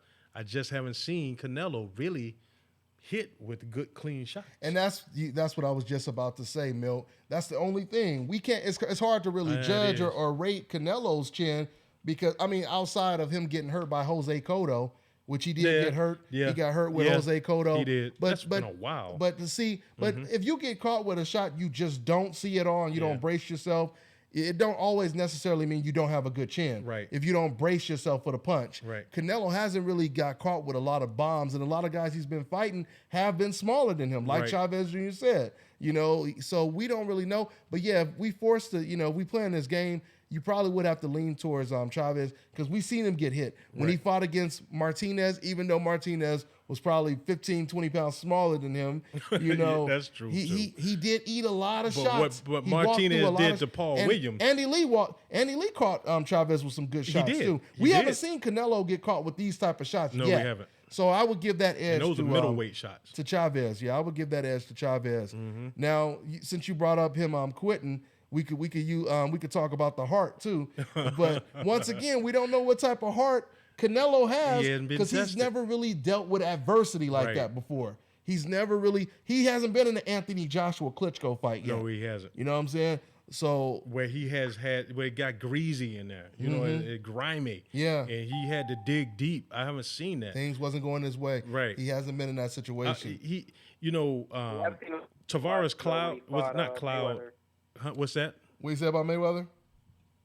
We did see him demoralized when he fought Mayweather. Yeah, he was Oh, yeah. frustrated. He Absolutely. was frustrated, but I don't think he was hit to the point where He wasn't dealing with the lightweight Mayweather either. Yeah, he was dealing with a 5 pound, a 5 division weight, Floyd Mayweather, who Right. didn't have the same power and he was 20 pounds, he was 15, 20 pounds bigger than I Floyd. say he was frustrated by Trout in in the beginning of the fight too, and from rounds 1 through 5. But that was more of a chess match trying to figure each other out, though. But I think he was getting outboxed and he was getting frustrated till he got that knockdown. Till he got the knockdown. Yeah, I think it was around 7. But then even when he got the knockdown, he ended up losing the last minute of that round, though. Yeah, he did. And he gave a lot of rounds to Trout when they had the open scoring. Yeah. Once he found out that it was no way he could lose unless he got knocked out, right. Which is why they don't do open scoring too often.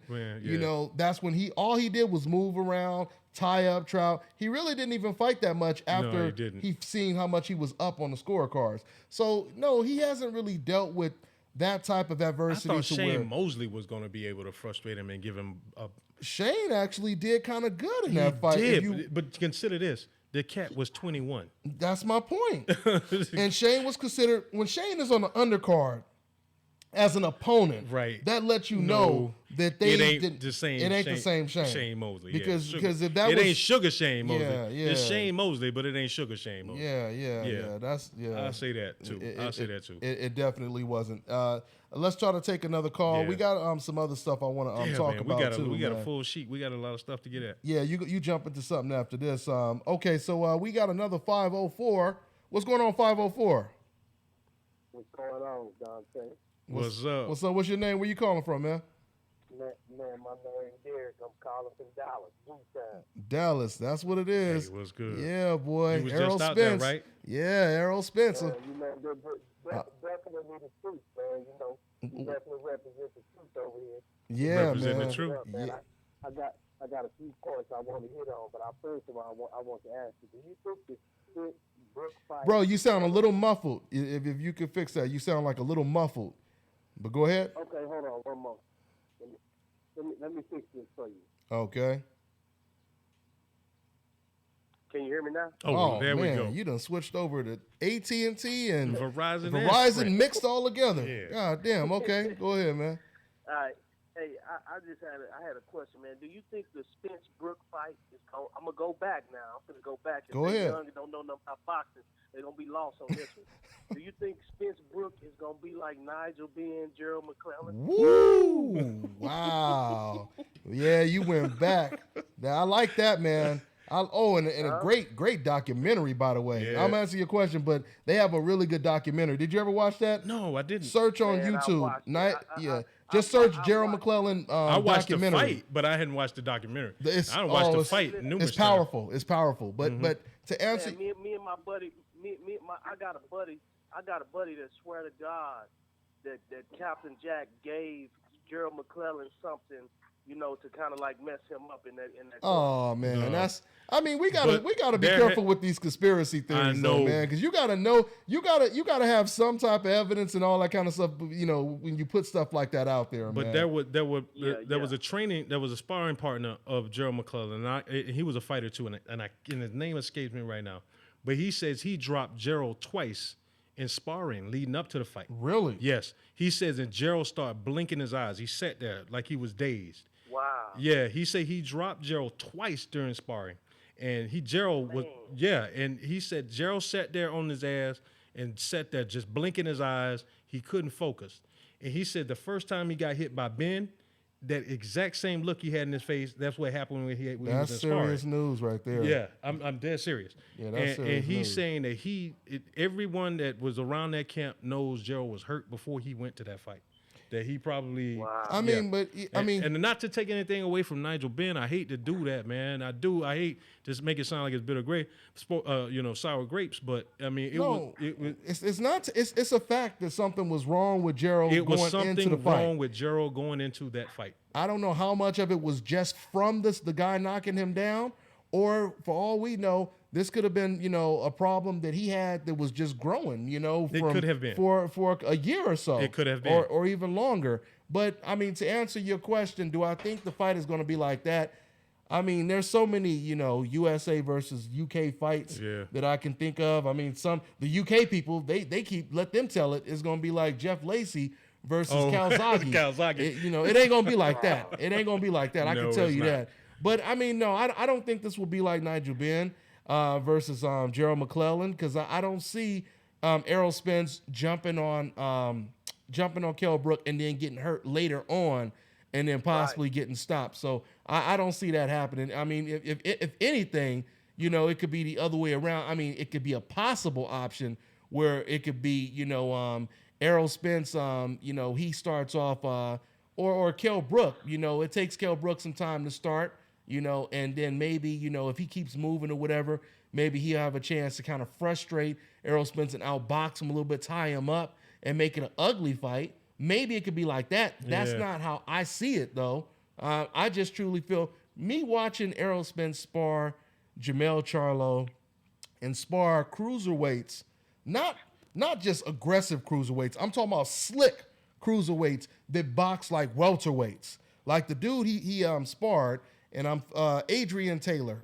Shouts out to Adrian Taylor. Yeah, you guys can look him up. He's going to be fighting out here in Vegas, undefeated cruiserweight. He's coming down to light heavyweight. But this guy was slick. Really? He was slick. He, you know, conventional fighters slick, man. You know, he was tall. Only difference from him and Kell is he was taller and much bigger. You know, but man, the work that Errol Spence was doing with this cruiserweight, it was impressive. And I don't want to talk too much about it, you know, but you know something, Dontae, and this real talk, man. If Kell Brook try to hold on to Earl, have you seen Earl work? Earl is almost unclinchable. Hey. He is almost unclinchable. The body, the leverage he gets on body shots is ridiculous. Yep. You know, I mean, I just can't. I don't even understand where he's drawing that power from, man. But it's almost like bolo shots to the gut. But see, his trainer, he clarified that. He said it's not the power. It's the technique. It's the positioning. It's the timing. Right. So, and that made all the sense in the world when he said that, man. It does. Because, you know, you get the right torque, you get the right positioning, you know, you land the punch at the right time. That's what makes the difference. So, yeah, he was saying, no, you know, Errol is not just the hardest puncher in the world, which he does have great power. Great power. But he said he attributes it more to his timing and positioning. I tell you this, too. I can see the work that he did with Charlo. With Jermell Charlo in the Hatley fight. We didn't talk about that one last week. We missed it. But I can tell you right now, Jermell's confidence and his power is 10 times higher than it was right before that Jackson fight. And even in the Jackson fight, he had to be, you know, told to turn that on. And he went out and took that fight. Yeah. But in this last fight against Hatley, it was like, man, his confidence was on fleek. Oh, yeah. His power... Man. Sparring with Errol Spence. Oh, my God. That come from that sparring with Earl, man. I believe it, too. And training with Derrick James, too. And training with James, yeah. Yeah, man. You know, I got Errol Spence knocking Brook out at 5. At 5, I'm going 8 to 10, man. I'm going 8 to 10, man. Those are my lucky rounds right there, man. I think, and once again, I'm somewhere along the line with you. Yeah, and you know, and once again, you know, the UK fans, you know, they watching the show right now. They love to fill up the comment section, you know, say all this kind of stuff. This is your opportunity to call in. Let us know what you guys think. All we're doing is talking boxing, right? We're just trying to break it down. You know, we're trying to figure out who has the edge, and we're doing it with logic. You know, this has nothing to do with, you know, with who you like and all that kind of stuff. This is logic. And that's what it comes down to. So, yeah. Mike James is saying that Errol Spence takes his first loss at 154. He's saying he won't lose at 47. Well, he said, okay. I say Earl will beat anybody from 47 to 60. Well, yeah, and you know what? I got to agree with you. And you know what? I mean, seeing Errol Spence spar, and I know sparring is not the exact same thing as fighting, but seeing him spar with cruiserweights, slick, you know, good boxing ability type cruiserweights, and seeing him spar with junior middleweights like Jermell Charlo.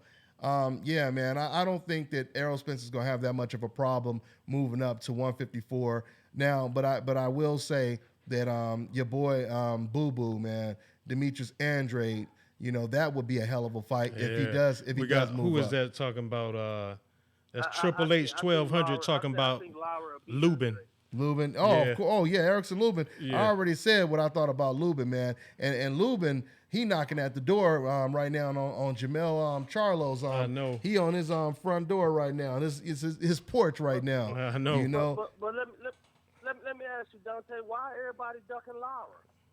Laura. Well, I don't know if you heard the story, man. Yeah. But since you just brought it up, Andre. let me go ahead and put this in chronological order. So Demetrius Andre, the only reason he went out to Germany, was it Germany? Yeah. And fought Jack Calquet. The only reason he fought that guy because he was promised to get Lara next. That was supposed to be the deal. That was supposed to be like an interim WBO shot, according to reports, right? So once he beat that guy, they tried to reach out to Lara's people. According to Lara's promoter, they reached out to Lara. Lara's people told Showtime, "We're not interested. We want to get Jarrett Hurd." That's what Demetrius Andre's promoter is reporting. And then Lara's people, they came back and they said, "Well, we offered Andre money, and he said, and he wanted too much money." Yeah, he said he priced himself out. Yeah, he said he priced himself out. That didn't last too long because then Andre came back and they were pissed off when they heard that. And they was like, "This is BS." We talked and they never even mentioned money. It didn't even go that far. So I don't think that people are avoiding Edeslani Lara, at least not Andre. Canelo and Golovkin maybe, but not Andre. I don't believe Andre is.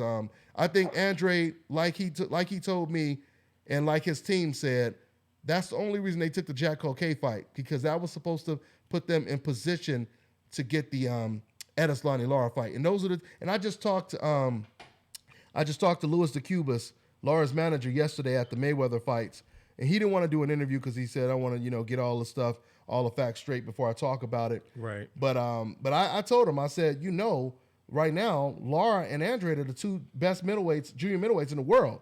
And he was like, "You think so?" And I was like, "Oh, of course." Ain't nobody on their level right now. Not right I now. mean, not as in terms of seniority. They got some people on their heels. Oh yeah, Lubin. Like I said, Lubin is next. Let me tell you, Lubin is up next. But the Jamel ain't far behind Jamel either. too. Oh yeah. You know what I'm saying? Jamel. I mean, especially and also with Jamel, I think watching his brother, what Jamal did to Julian, I think that pumped up Jamel I think too. it did too. Because Jamel looked outstanding, man. He did, man. But it's fireworks. It's serious fireworks at 154. It is. But bro, we gotta let you go, man. We gotta take another call, brother. Dontae, before you let me go, one thing I want to ask you, man. For sure. 135 with Lomachenko, Crawford, or Mikey Garcia had beat Floyd Mayweather when he was at 135. You said, okay, you asking me Lomachenko versus Mayweather at 135. You saying Lomachenko? I said at 135, Bud. Lomachenko, Terrence Crawford, or Mikey Garcia had beat Mayweather when he was at 135.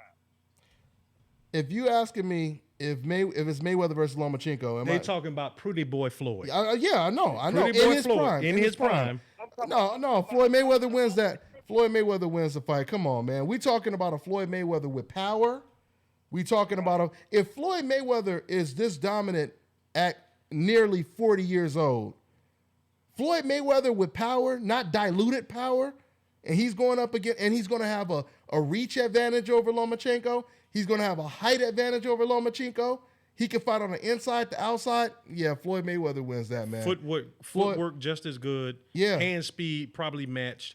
But the IQ and oh my God, man, and the power. Now, if Floyd was shorter, like a Gary Russell, or he didn't have the attributes and advantages that he has, now maybe Loma would have more of a chance. But no, man, not with Floyd having the height advantage, the reach advantage, and once again his natural power and his natural weight. Nah, man, yeah.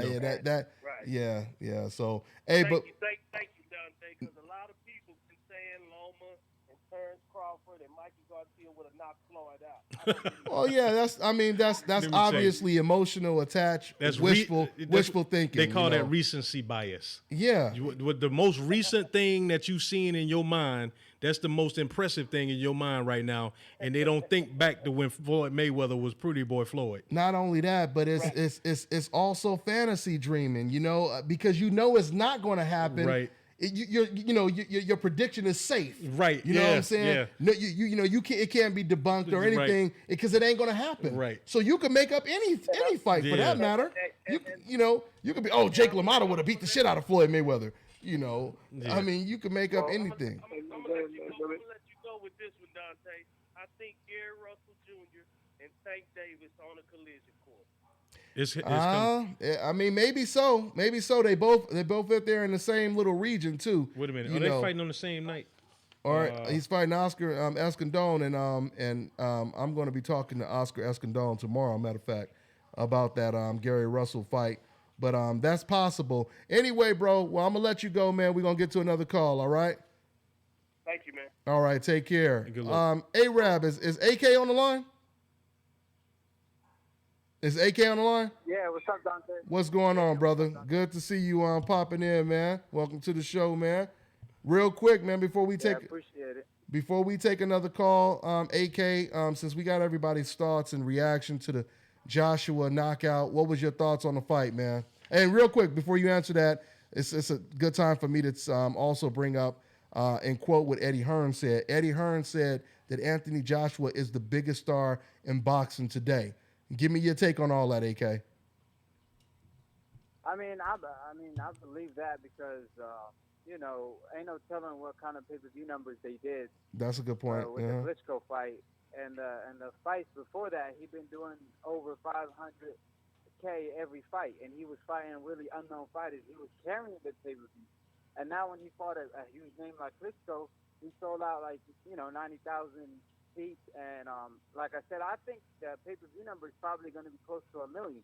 Mm-hmm. And I think the last fight that did over 1 million pay-per-view, that was Floyd Mayweather versus Pacquiao. Mm-hmm. So it ain't Canelo, because Canelo ain't the face of boxing. His last fight did 350 when he fought an unknown fighter. So I would say he's the face of boxing right now. And if you think about it, like the him versus Fury, him versus Wilder, him versus all these heavyweights, it's going to be a huge fight. So, yeah. I mean, the heavyweights is back, like them old days. So, I truly believe that he's the face of boxing right now. Yeah. Minus the decafs, of course. Go ahead, Kirk. Oh, what's that? Oh, I thought you said something, Kirk. No, that's cool. But I do have one interesting point. Yeah, but go ahead. As far as his performance, man, I mean, I was very impressed because we heard a lot about the scoring rumors that he can't take a punch, that he got knocked out by this guy, by all these guys. But when he got great point, AK. He got caught by Klitschko a couple times, mm-hmm. and he got up and he stayed composed, and he showed you, that he has the character of a champion. Mm-hmm. And he didn't quit when the road got tough. Yep. And that was the fight of the year. Yeah, no doubt. No doubt about it. I'm just agreeing with you. No doubt about it. Right now, and it's definitely fight of the year. We haven't had. They said this was the biggest fight in the UK in over 10 years, or maybe Easily, they said man. maybe they Let me said tell you, 10, 20 years. But I haven't seen, and I said it before we got on the air. I'll say it again. I haven't seen a heavyweight fight this competitive, this tough since Riddick Bowe or Holyfield, Louis Klitschko, or Louis Vitali. Vitali. That was a tough one too, but That it didn't was a go tough the one. distance. That's the only reason why we got pick cut that one. short. Yeah, we kind of got cut short on that one too. Right, and it's like, hey man, I just the Holyfield Bowe won that first fight, man. That's true. That's one of the greatest heavyweight fights of my lifetime, man. Yeah. And I'm telling you, this one right here was up there with it because both of them went down. Yeah. Both of them had to dig deep. Both of them had to show that championship medal. You know what I'm saying? That championship heart and desire to pull this fight out. And you just don't get that every time in a heavyweight bout, especially because a lot of times in a heavyweight bout, whoever connects hard first, usually the man don't get up. Yeah, but yeah. I'm telling especially you, in a heavyweight fight. In a heavyweight fight, that's a good point, Milt. I didn't think about that. Yeah. In a heavyweight fight, you don't usually get knocked down, get up, come back, that type of fight. Because usually, like you said, when you get hurt like that, it's usually over in the heavyweight division. Over. So for you, right, man. So for them to get up, and come back like that, yes, yeah, man. And then that man, it's hard to beat that. It is. Do you guys think this? Go ahead, Kirk. I was going to say, do you guys think this fight will be remembered favorably, like a Larry Holmes versus Ken Norton, for example? Or like Oh, I a think it Ali will Frazier? be. I think it will be. I think it will. In the UK, you know, they gonna keep reminding us. You know, what I mean, so like I said, you know, right now, I truly believe, real talk, just real, you know, sweet science boxing. Anthony Joshua, he is the biggest thing in the sport right now. I mean, you know, people will try to, you know, tell you, force feed you, and tell you Golovkin is this and he's that. But like we said before, numbers don't lie. Numbers don't lie. 90,000 people showed up to watch this fight. Right. Like AK said, the pay-per-view numbers, I'm sure the pay-per-view numbers did well. I'm sure if they had I don't know if Sky Sports or Box Nation, I don't know if that's like their version of HBO. I really don't know out there in the UK. You guys could correct me in the comment section if you know about that. But I know if this was on like a HBO, you know, in the UK, it would do ridiculous views. Oh my God, you're talking about at least probably 10 to 20 million people would have tuned in. Yes. You know, no doubt. So it's asinine almost for someone to try to, you know, force feed us and tell us other people, you know, that they personally like are big stars. This guy's doing this, and this is just from the UK audience. Yes. This is not even from really the American audience. Right. Even though we watched it, but nowhere near at the rate that they watched it. That's why I disagree with Carl Froch when he tried to give me the numbers, and he was like, when he was talking about Ward, and he was like, well, look at his TV ratings. He was like, you know, you have like, you know, he was basically saying, you know, 3 times the amount of people are in America compared to the UK. Right. I'm like, but you can't look at it that way, because in the UK, the sport is far more bigger than it is out here in America. Because we have so many other interests. Boxing fell off back in the 60s. It started a steady decline as the NFL grew. Yeah. And our dominant athletes who gravitated more towards, at the time, football, baseball, basketball. The NBA was growing. You had athletes that were, you know, that could be heavyweight champions of the world that are probably playing basketball, NBA, and NFL right now. Boxing started to decline because the sport is extremely difficult to make it to that level. And then on top of that, you know, why go out there and get your head beat in when you can go and play NBA or NFL with a helmet on at least? Yeah. You know, they talk about CTE in football, but I'm wondering how many cats are walking around with CTE that have fought heavyweight, you know, not even at the highest levels.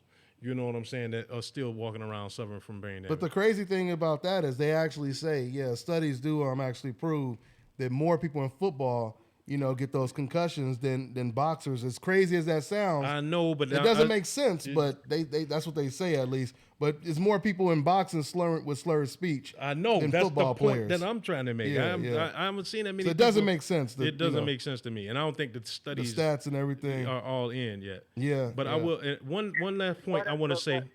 Go ahead, Kirk. What was you gonna say, Kirk? Or AK? Go ahead, AK. I was just gonna ask. A lot of people, from what I heard, that a lot of people saying what's his name, Joshua is overrated after this performance or whatever. What y'all think about that? And we talked about that, but go ahead. But you kind of hint around what I was just about to point out. People are trying to diminish Joshua's victory over Klitschko because Klitschko was 41. Let me tell you, that was not no average 41. Not only that, but just because, but also because Joshua got knocked down. Yeah, because he got knocked down. Yeah. He looked vulnerable. Let me tell you something, man. Klitschko has laid so many cats out with that 1-2 combination over the past 15, 20 years. It ain't even funny. And for this kid to get up off the mat, it's his 18th fight. He'd never been hurt like that. And for him to show that championship heart, get up off the canvas, I think that's a true testament of the champion that he really is.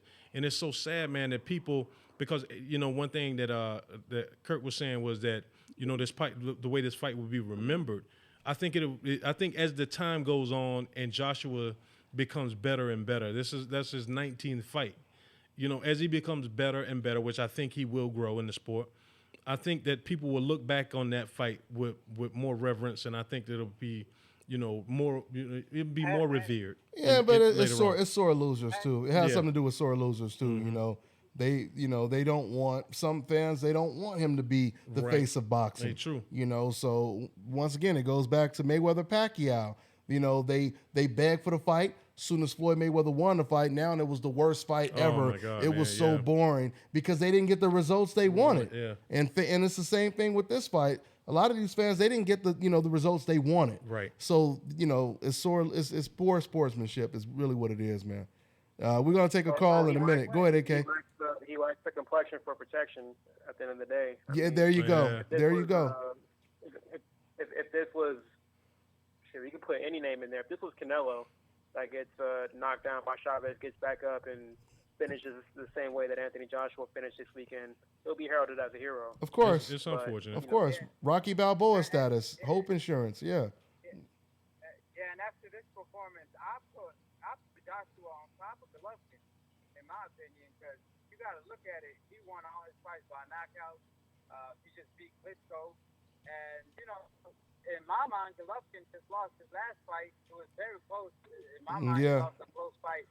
So on my list, Joshua's on top of Golovkin, so I don't care what anybody says about that. Golovkin has to come out with an impressive win versus a Canelo or somebody to get back on that top 5 pound list that he never was on my list at least. Yeah, absolutely. I totally agree. I mean, so in terms of who's the biggest star, you would have to give it to Anthony Joshua. In terms of who's fought the better competition and looked the best going against that competition, you would have to give it to Anthony Joshua. Once again, Golovkin has not been in the ring with a Vladimir Klitschko type of opponent before. He's never really been in the ring. In fact, he's never really been in the ring with guys that have the same type of power outside of Danny Jacobs. And that fight, like AK just said, a lot of people believe he won the fight. So even when he finally got in the ring with a guy who had that kind of power, it wasn't an impressive performance. Well, I'll say power and boxing ability because I'll give Lemieux. Lemieux has some devastating power too, man. He really does. And but the difference is he wasn't hitting him with that power. I'm talking about getting in touch with the power. Lemieux was afraid to throw a punch. He looked like he damn near looked like he was 6 inches shorter than him. His arms were so damn short he couldn't even reach in his damn pockets. It looked like, So I mean, if you look at all of that, man. I wouldn't. Now Curtis Stevens, I would say that was another power puncher. But the thing with Curtis Stevens is he was more of just a left hooker. He relies on is trying to land a left hook. Get inside. Danny Jacobs was more well-rounded. Yeah. He just was a little too timid to go on the inside because I truly believe that Danny could have possibly hurt. He could have either hurt him or stopped him. I think he could have, if he would have had the confidence to go on the inside and push the issue like Anthony Joshua did against Vladimir Klitschko this past weekend. I tell you what, though, that round 4 knockdown, I think it made him cautious. I think it gave him some pause, and I think that he didn't really. But he was cautious before that, though. He was. He was cautious. He was doing stuff that didn't make sense, backing up to the ropes, switching while you're on the ropes. Yeah. But before we. You know what? Because we're almost out of time, so let's go ahead and touch on just a couple more things, and y'all let me know what y'all want to hit on. Somebody that's being overlooked in the middleweight division is Kurzitse. Oh yeah, we can talk about just knocked out Tommy Langford. Tommy Langford. And so that puts him in line for Billy Joe Sanders. If Which I'm not they're setting mistaken, up in July. They already got a date set in July. Yeah, and Billy is talking tough already. He talking cash. He talking to But one thing too, it was some shots fired at the end of the Porter Berto fight with Adrian Broner because my man Tim Bradley said that Adrian Broner would be a good tune-up fight for him. He said it'd be a good, Oh, yeah. I did a video talking about that. Yeah, he said he'd be a good tune-up, and that pissed off Broner something awful, boy. Man, Broner was like hotter than I'm serious, man. Yeah, he called him all kind of stuff, man. But that would be that would be a great fight. I want to see that fight. Bob, make that fight, man. Make it happen. Because Bob wanted to make Pacquiao versus Broner. Well, forget it. Make Tim Bradley versus Broner. Hey, that'd be That would be one to watch right there, man. I totally agree. Yeah. I totally agree. Adrian Broner, Who you got winning?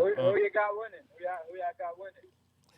Bradley. I would have to go with Bradley I'm on going that Tim one, man. Bradley too. I would have to I'm go going with Bradley on that one, man. Because the thing is, I know that if Granados was able to put that pressure on Adrian and back him into the ropes, man, Tim is a straight. He's going to do it with more technique. That's exactly what I was thinking. More technique, more defense, exactly what I was thinking. Speed.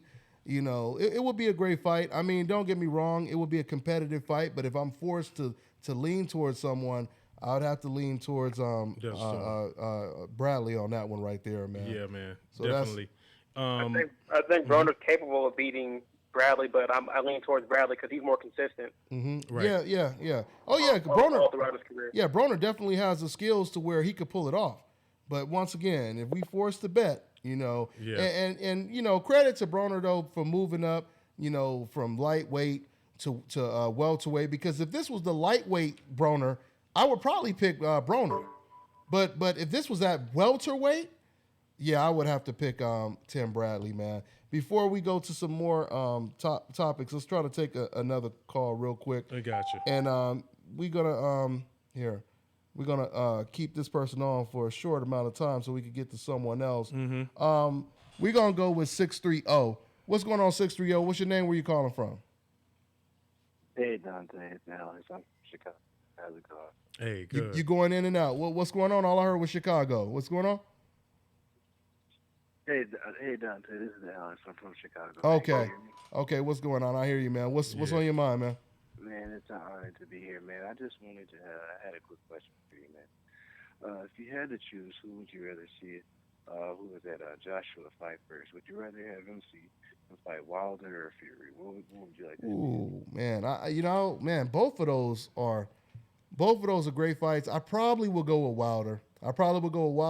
But those are two fights I really want to see bad, though. But Wilder, we know for a fact someone's getting knocked out. I mean, with Tyson Fury, there's a chance that Tyson could kind of move around, do all that bobbing and weaving like he was doing against Wilder. I want to see Fury stopped. Yeah, that's the reason why I want to see him fight Tyson Fury more so than Wilder. I know that fight is eventually going to happen, but I would like to see Wilder pick up the strap on Parker first, which I think he will. Mm-hmm. I want to see him come into the ring with two belts.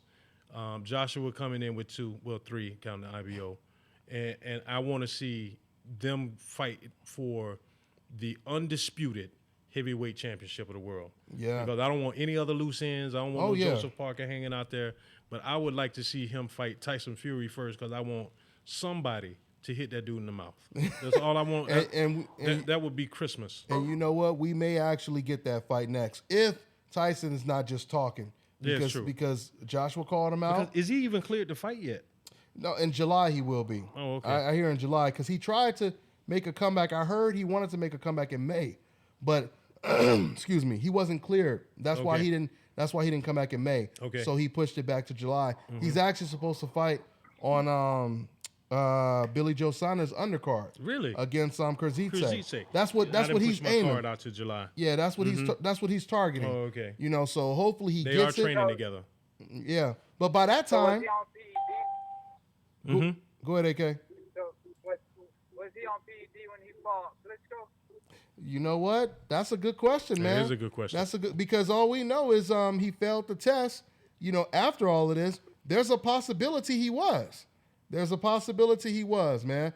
But he didn't really throw no damn punches in the fight any damn way. So, man. But still, you know, that's some good stuff to know. We won't say when he beat Klitschko, when he won that fight. Mm-hmm. They just gave it. Somebody had to win. Somebody had to win. Somebody to lose. So they had to give a W to somebody. Both of them should have taken an L on their record. We shouldn't knock him for his style, though. I mean, he has a very unique style, especially for his size. I think if we see that Fury, I think he would beat Joshua.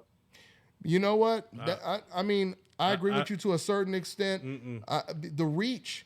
I mean, see, one thing that Tyson Fury did, and that's why I was saying at the beginning of the show, I wouldn't say that fight was boring because seeing Vladimir Klitschko deal with a puzzle that he can't solve, that alone made it worth watching. But what Tyson was able to do with Vladimir is control distance. He, and not only that, but he was forcing Vladimir to be first. Vladimir is not comfortable being first with that long rangy, those long ass arms he had. So with there was some rounds where they threw 4 punches. That's true, but I'm not even. It was ridiculous. But I'm not man. just talking about that. I'm just talking about the fact that he was able to control range with Vladimir. So if he could do that with Vladimir, he probably can do that with Joshua. He would. You see how Joshua was forced to, like I said, he was forced to reach, and it made him look sloppy. Sometime it made his right hand look sloppy, right? Because Vladimir would take a step back. Mm-hmm. Tyson Fury would do the same thing. I think he'll take that step back, and he would force, Anthony Joshua to put himself in harm's way. That's a competitive fight, man. I don't see him being able to harm him. If he could lose 100 pounds, Yeah, hey, Dontae, I think the reason. Thanks for your call, brother. I'm gonna let you go, man. All right, thanks, Dontae. All right, take care, man. Go ahead, AK. Yeah, in this fight that just took place, Klitschko, I think the reason he was so calm in the fight is the fact that they sparred before, and you could tell he was, he was calm in the ring against Joshua, and he saw a bunch of coming, and I was shocked at how good his defense was. Yeah, that's what them octopus arms, man. Go ahead. No, but I think that was credit to he was already familiar with his style because of the sparring. Mm-hmm. But I think Tyson Fury won't have that advantage because I don't know. I seen the fact that every time Joshua called Klitschko, it was like a surprise, or like when the round first started, Joshua will jump on him, and that's how he will catch him. Mm-hmm. Other than that, he was having a hard time to land on him, and I think it's because of the fact that when they sparred, Klitschko was already familiar with his style, but Tyson Fury won't be as familiar as Klitschko was. Good point. Klitschko sparred with Joshua before. Mm-hmm. Yeah, I mean, man, to me, that's a toss-up fight, man. I'll be honest with you. I still think that's a toss-up fight. Now, I mean, if I was forced to lean, I probably still lean towards Joshua. I feel Joshua probably has a better defense. I feel, if Joshua gets close and he kind of traps Tyson Fury, he may be able to land some of them bombs. But on the other hand, though, I may change the way I feel, if the fight gets made. I think because Tyson, if he can once again keep Anthony Joshua off balance, reaching and everything like that, it's a tough fight, man. I see Joshua breaking him down to the body. I see him going to the gut. That's one thing that Klitschko never was really adept to. He was never a body puncher. Yeah, never a body puncher. And so I see Joshua going to the body more. I see him banging him on the inside more. I see him getting on the inside better than Klitschko did. I think Klitschko was just trying to time him with the jab, but he never could get that 1-2 off because, Tyson controlled distance so well. Mm-hmm. I don't think he'll do it as well with Joshua. I just don't see it. I think Joshua wins that fight. Interesting, man. I hope it's next. Because another thing, Tyson Fury don't have power like that. I mean, that's true. You know what I mean? Yeah, no, he doesn't. But you got to give the power advantage all the way to Joshua. Oh yeah. Oh, no doubt about it. Lean a little bit more and I would lean for Joshua a little bit because of that. And we seen what Cunningham. Cunningham was able to drop Tyson Fury. I don't know if that's attributed to Fury underestimating him, thinking he's just a cruiserweight or whatever, and he ain't a real heavyweight. But Cunningham dropped his ass. And that was and it was like timber. Yeah, you know what I mean? I know. It was like timber. So let's take another call real quick, guys. We closing it. We closing in, guys. So let's take another call. We have 337. What's going on? What's your name? Where you calling from, man? Yo, what's up, Dontae, man? This is B from Lafayette, Louisiana. All right, man. Hey, Louisiana representing that. Yeah, Louisiana's in the building. What's going on, man? What's on your mind? Oh, man, I want to touch on a couple of things. First, going back to what they call I asked you about Floyd fighting Lomachenko and those guys at 135. Right. Man, I don't know if anybody pays attention to boxing, but Lomachenko really don't have that much power. I mean, he's a hard puncher, and he continuously hits his target because he's so good. But let's be honest, if Floyd Mayweather Jr. in his prime fights Jason Sosa on a HBO main event, Larry Merchant getting in the ring and telling them he fought a bum. Am I lying? Oh, of course, of course. Anyway, yeah. That's first and foremost right there. Jason Sosa should not have been in the ring with Lomachenko. You know. Also, on the thing, still at Floyd at 135, I honestly believe you'd have to go all the way back to Roberto Duran at lightweight to find somebody that could beat Floyd. And I don't even think it would be Roberto Duran. I think, once again, I always say somebody, you know, that would have a good chance with Floyd, I truly believe, would be an aggressive, intelligent fighter. You know, a fighter who can get on the inside without getting hit that much. Not a person who's gonna take 5 punches so that they can land their 3 punches or 2 punches. Exactly. And I'm not saying Duran would beat him, but I'm saying you'd have to go back to somebody. I got you. That era. You know what I'm saying? To even think of somebody that could. Floyd was, in my personal opinion, I'm 37. I boxed for 20 years. I train right now. Wow. Nice. And Floyd is, in my personal opinion, at 135, is the most perfect fighter I've ever seen in my life. Oh, there's no doubt. I mean, if you look, numbers don't lie. If we look at the stats, you know, and these are not just stats against any type of opponents. These are stats against some of the best fighters, you know, pound for pound. You know, they got Manny Pacquiao ranked as number 2 the best in the last 25 years. So these are stats against the best, you know. But the only thing I will kind of disagree with you on just a little bit is I do think Jason Sosa was a good test for Lomachenko. I you know, like I said, you're absolutely right when it comes to how they would have treated Floyd Mayweather if he would have beat him. But the only reason I thought Sosa was a good test for Loma is because he lost to a fighter who had a style a little similar, not completely similar, but with him losing to Orlando Salido, you know. So I wanted to see how he was going to deal with, you know, a guy who was just going to come in aggressive like that and who was a little naturally bigger and maybe stronger than Orlando Salido. But outside, this is what I said about that fight when they announced it. Floyd got it. That's exactly what I said. That's a good point, man. That's exactly what happened. That's exactly what happened. That's a good point, man. That's a good point.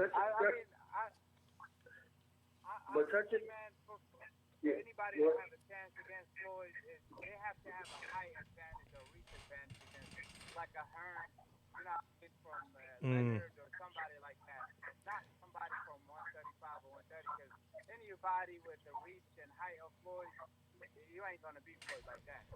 Well, I mean, generic in there. The only person I can think of that comes to mind in regards to someone at lightweight giving Floyd problems is Pernell Whitaker. Yeah, Pernell Whitaker. That's I agree with that. Yeah, I totally agree with that. Right, and he's a southpaw too. I totally agree with that. That's my favorite fighter of all time. Pernell, that's my favorite fighter. Wow. Yeah, man, Pernell Whitaker, man, he can fight on the inside, the outside, super slick. Go ahead. That's what Joshua and Klitschko. I actually went into this fight thinking Joshua was the best heavyweight in the world. What happened in that fight only solidified what I thought before. However, watching Vlad hit him with that right hand, Deontay Wilder would have knocked him out. Oh, yeah. That same right hand? From round 6 to 9, Vladimir Klitschko should have got that guy out of there. But because his timid, scary style, not wanting to get hit, he did not go for the knockout because he was spent. After he tried to knock Vlad out in the 5th round, Joshua was done for like 3-4 rounds. He was. And I think Wilder takes him out. Yeah. But let's not forget, Klitschko didn't want to get gassed out himself because he didn't want to make the mistake that Joshua made. Exactly. Let's not forget, Wilder himself, his last fight, he didn't look too good. He was getting outboxed by, Washington for like 4 rounds straight till he landed the right hand. And if it's Joshua hitting him with them punches, could he have stood up to them punches? So, I mean, I wouldn't say that. Honestly, I still will favor Joshua in that fight. But, yeah, I mean, if Wilder do last, it'll probably be night-night. But I will still favor Joshua in that fight. But in Wilder's defense, in that Washington fight, he did not throw the right hand until he hit it. Because he was scared to throw it because he was coming off of injury. If Wilder would have been throwing that right hand from the first round when he walked up to Gerald Washington would not have had no success against Wilder. Let's be honest. But I don't know if he was ever in position to really land the right hand. Me personally, I think the reason why he wasn't throwing the right hand that much because he wasn't in position to land it. And I will say this: Washington was jabbing very well, man. Yeah. I think this is one thing too. I think Deontay, this was his first time having somebody look him dead in the eye. I think that was the first time Deontay had anybody That's a good at point, too. eye level with him, and I think With athleticism, with though. athleticism, and that guy had a pretty decent jab, and I think and with the questions with the right hand, I think he was timid, just coming in off of surgery. I think that it took him a minute to see if the right hand was going to hold up, and I think that was a couple things, questions in his mind too. Yes, but sir. I think that was Joshua, is pretty much right at eye level with Deontay as well, and he has a good stiff jab, but he has a right hand that comes behind it well too. Yes, sir. Hey, well, guys.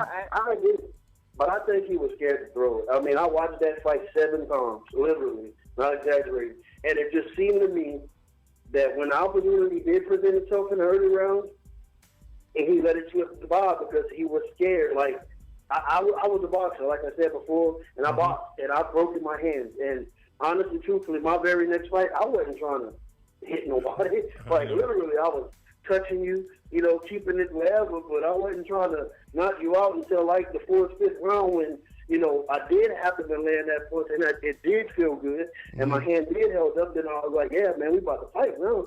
That's but a up good. until that point, it was almost the exact same fight. That's a good point, though. I mean, and you know what? That would be a great question to ask Deontay Wilder next time I see him, man. I mean, that'd be a great question to ask him. But I believe that wholeheartedly. Yeah. Wholeheartedly. One more thing, Dontae, before I let y'all go, because I know y'all trying to keep the call short. I want to chime in on the Errol Spence and Brook. I personally believe Kell Brook to probably be the 2nd or 3rd best welterweight in the world. Like, that's my opinion of Kell. I really rank him high. I think he's a very good fighter.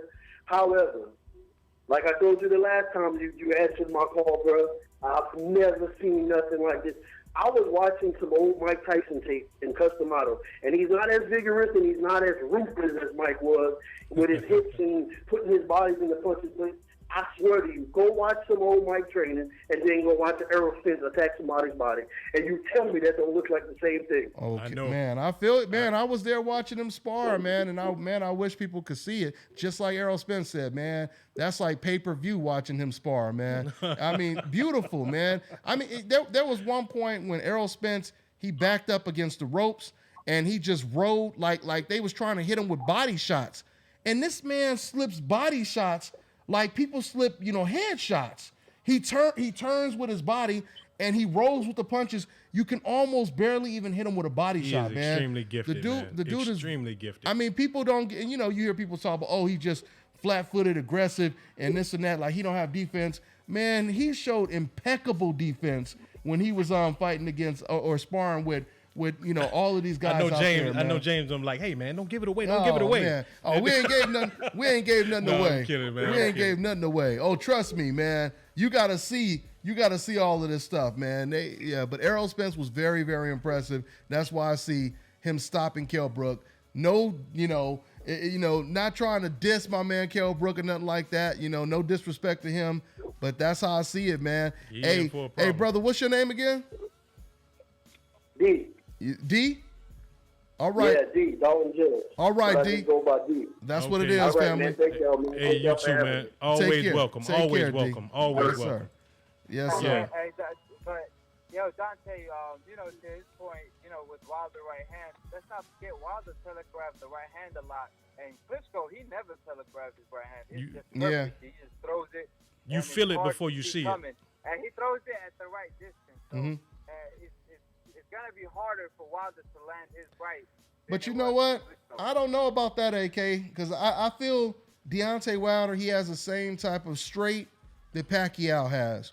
You know that it's coming, but he throws the overhand right, he throws the looping right, he throws the straight right, and I think eventually, I think eventually it's very difficult to go 12 rounds without getting hit with that right hand. As Gerald Washington, seen, it was very difficult. I mean, now the only question to me is, does Anthony Joshua land his favorite punches before Wilder can land his right hand? I think that's the big question right there. But somebody's getting knocked out, though. We got to talk about a couple other things, too. I know we got to go, but one thing, man, I like Deontay. Love that cat, man. I love him like a play cousin. But he leans out over his feet when he throws. He leans straight back. Teddy Atlas talked about that. He leans straight back, man, from punches as a defensive mechanism. It's a couple of other flaws that are in there, man. The jab is not as crisp as it should be for that man to be as tall and as long as he is. He doesn't control people with his jab. He should, man. He doesn't have that Lennox Lewis jab. God, man. And he should. I wish he had it. I wish he had it. I wish he did. Because if he had the jab to go with that right hand. But the right hand makes up all the flaws. It makes up all the flaws. We say it. I'm telling you, man, that right hand. But what I'm saying is, I guess what I'm trying to say is, I don't know if that's going to be enough for that fight. That's a tricky fight, man. That's a tricky fight. A lot of people fight. are calling it, just one thing. I know we rapping, so I'm like, hey, man, May is here. 2017. Right now, if we don't make it out of May, I'm telling you, this has been one of the greatest years of boxing I've seen in a very long time. In a very, very long time. Check it, man. Check it. 10 years check at least. It's like grandma's banana pudding. That shit just gets better and better. I'm telling you. We got Pound Cake coming up on the 20th with Terrence Crawford, Felix Diaz. Yeah, man. Gold medalist. Yeah, Beltran is fighting on that same card too, man. Shakur Stevenson is making his second fight already. On that undercard? On that undercard. Nice. Yes, and then also on Showtime, you got earlier in the day, it's going to come up late. It's showing afterwards.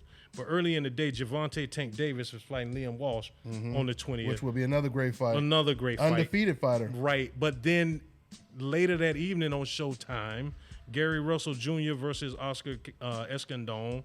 And Andre Durrell is coming back on that fight, on that card.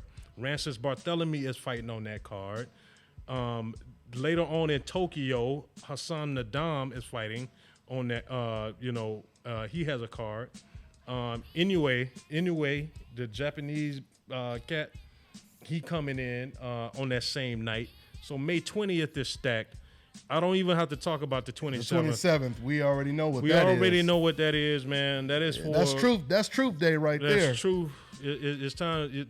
You can't handle the truth. It's either going to be Truth Day or Chocolate Brownie Day. It's gonna be one of them days. One of them damn days. Yeah, and even on that night, man, Adonis Stevenson fighting Fanfara on Showtime that night. So let me tell you, man, May is stacked. You got Dylan White that's fighting this month. Shout out to Scott Quigg over there too. He won the other day, but I'm trying to get the UK fights in there as well. But let me tell y'all one that y'all don't want to miss on the 3rd of June. No, I'm saying Adonis Stevenson is going to be on the 3rd of June. And then also on the 3rd of June, you don't want to miss Frezzo Kendo versus Shannon the Cannon. Shannon the Cannon. Hopefully it go down, man. Yeah, man. And then on the 17th of June, y'all already know. It's the rematch. That's official?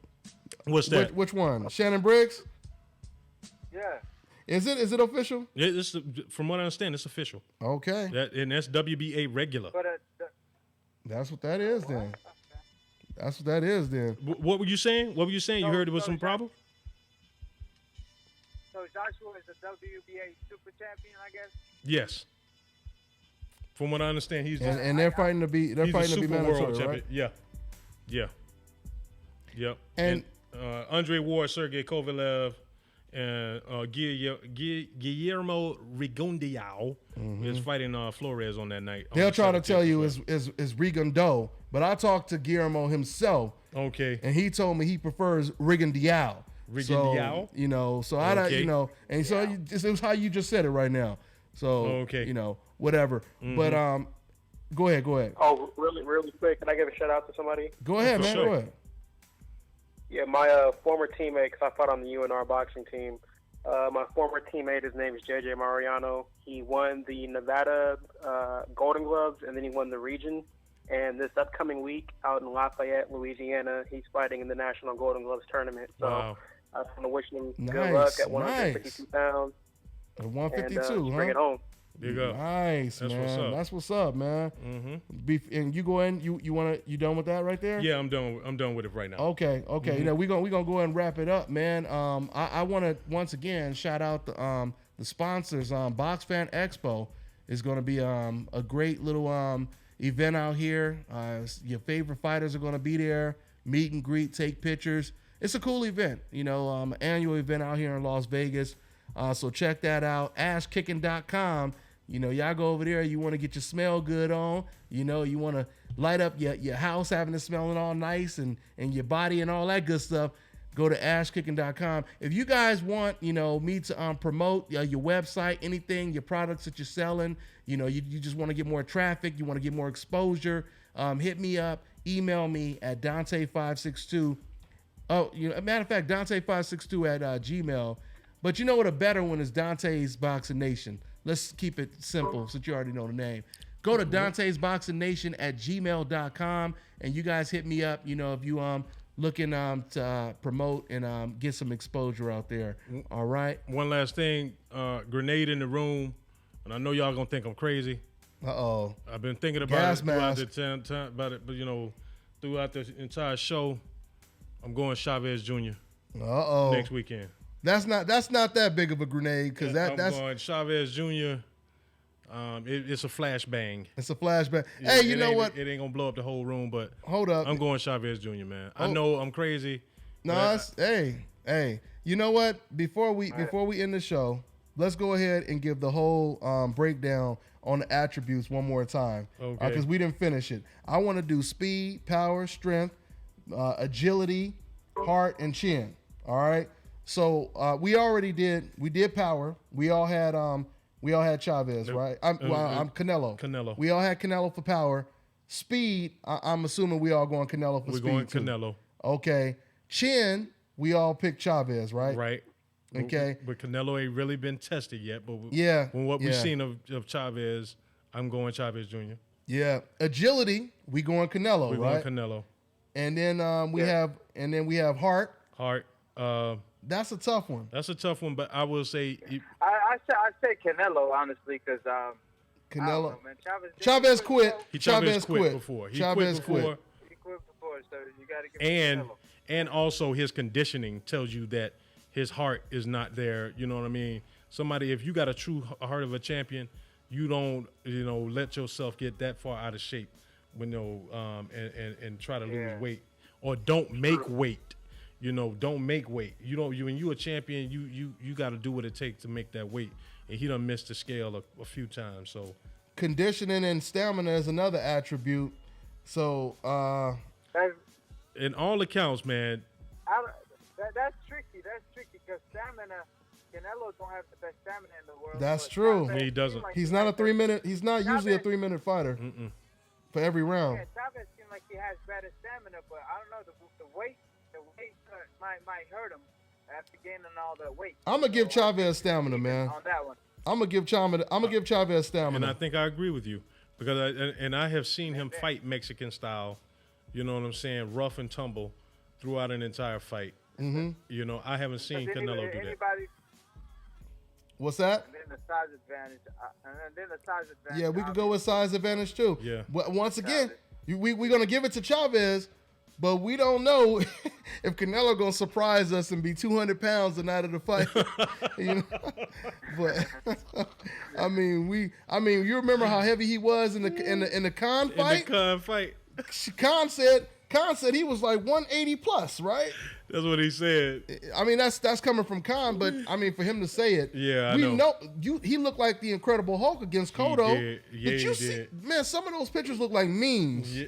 You know what I mean? Some of them pictures with you looking at Canelo's back, and you look at Cotto all squirmed up in his high guard position.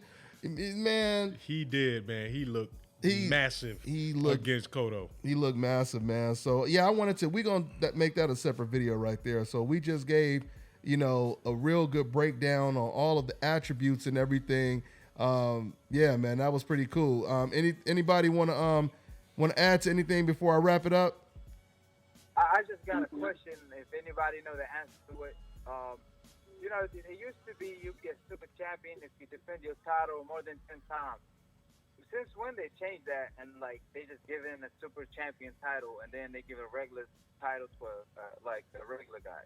Like, Go, does anybody know? Hey, one more time. I'm sorry. I just took a peek at the comments over here. One more time, A-Rap.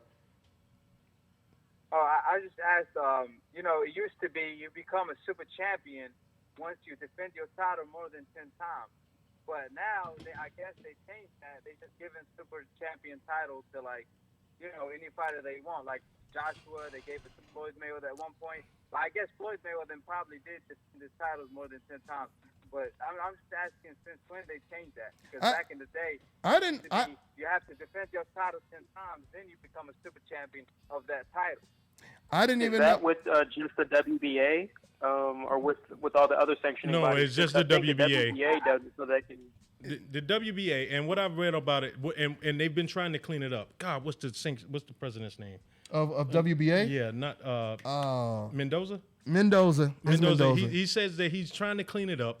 What they're trying to do is line up all of the champions. What they would do was they were trying to make sure that if it was somebody in some obscure place like Guatemala or somewhere in Africa that needed to be a champion, but they didn't get exposure or didn't fight in the States that often, that they wanted to have them to have championship status in their countries as well, but they would always want to have a super champion. Mm-hmm. But I don't understand where the interim comes in at. They still have an interim champion. Yeah. They have a regular champion, a super. and a super. Mm-hmm. Yeah. So what It's way too complicated. Yeah, but he took over from his father, and one of the things that he wanted to do was try to clean it up. And they're saying that they're working towards there being only one WBA champion, because the premise has kind of outdated itself.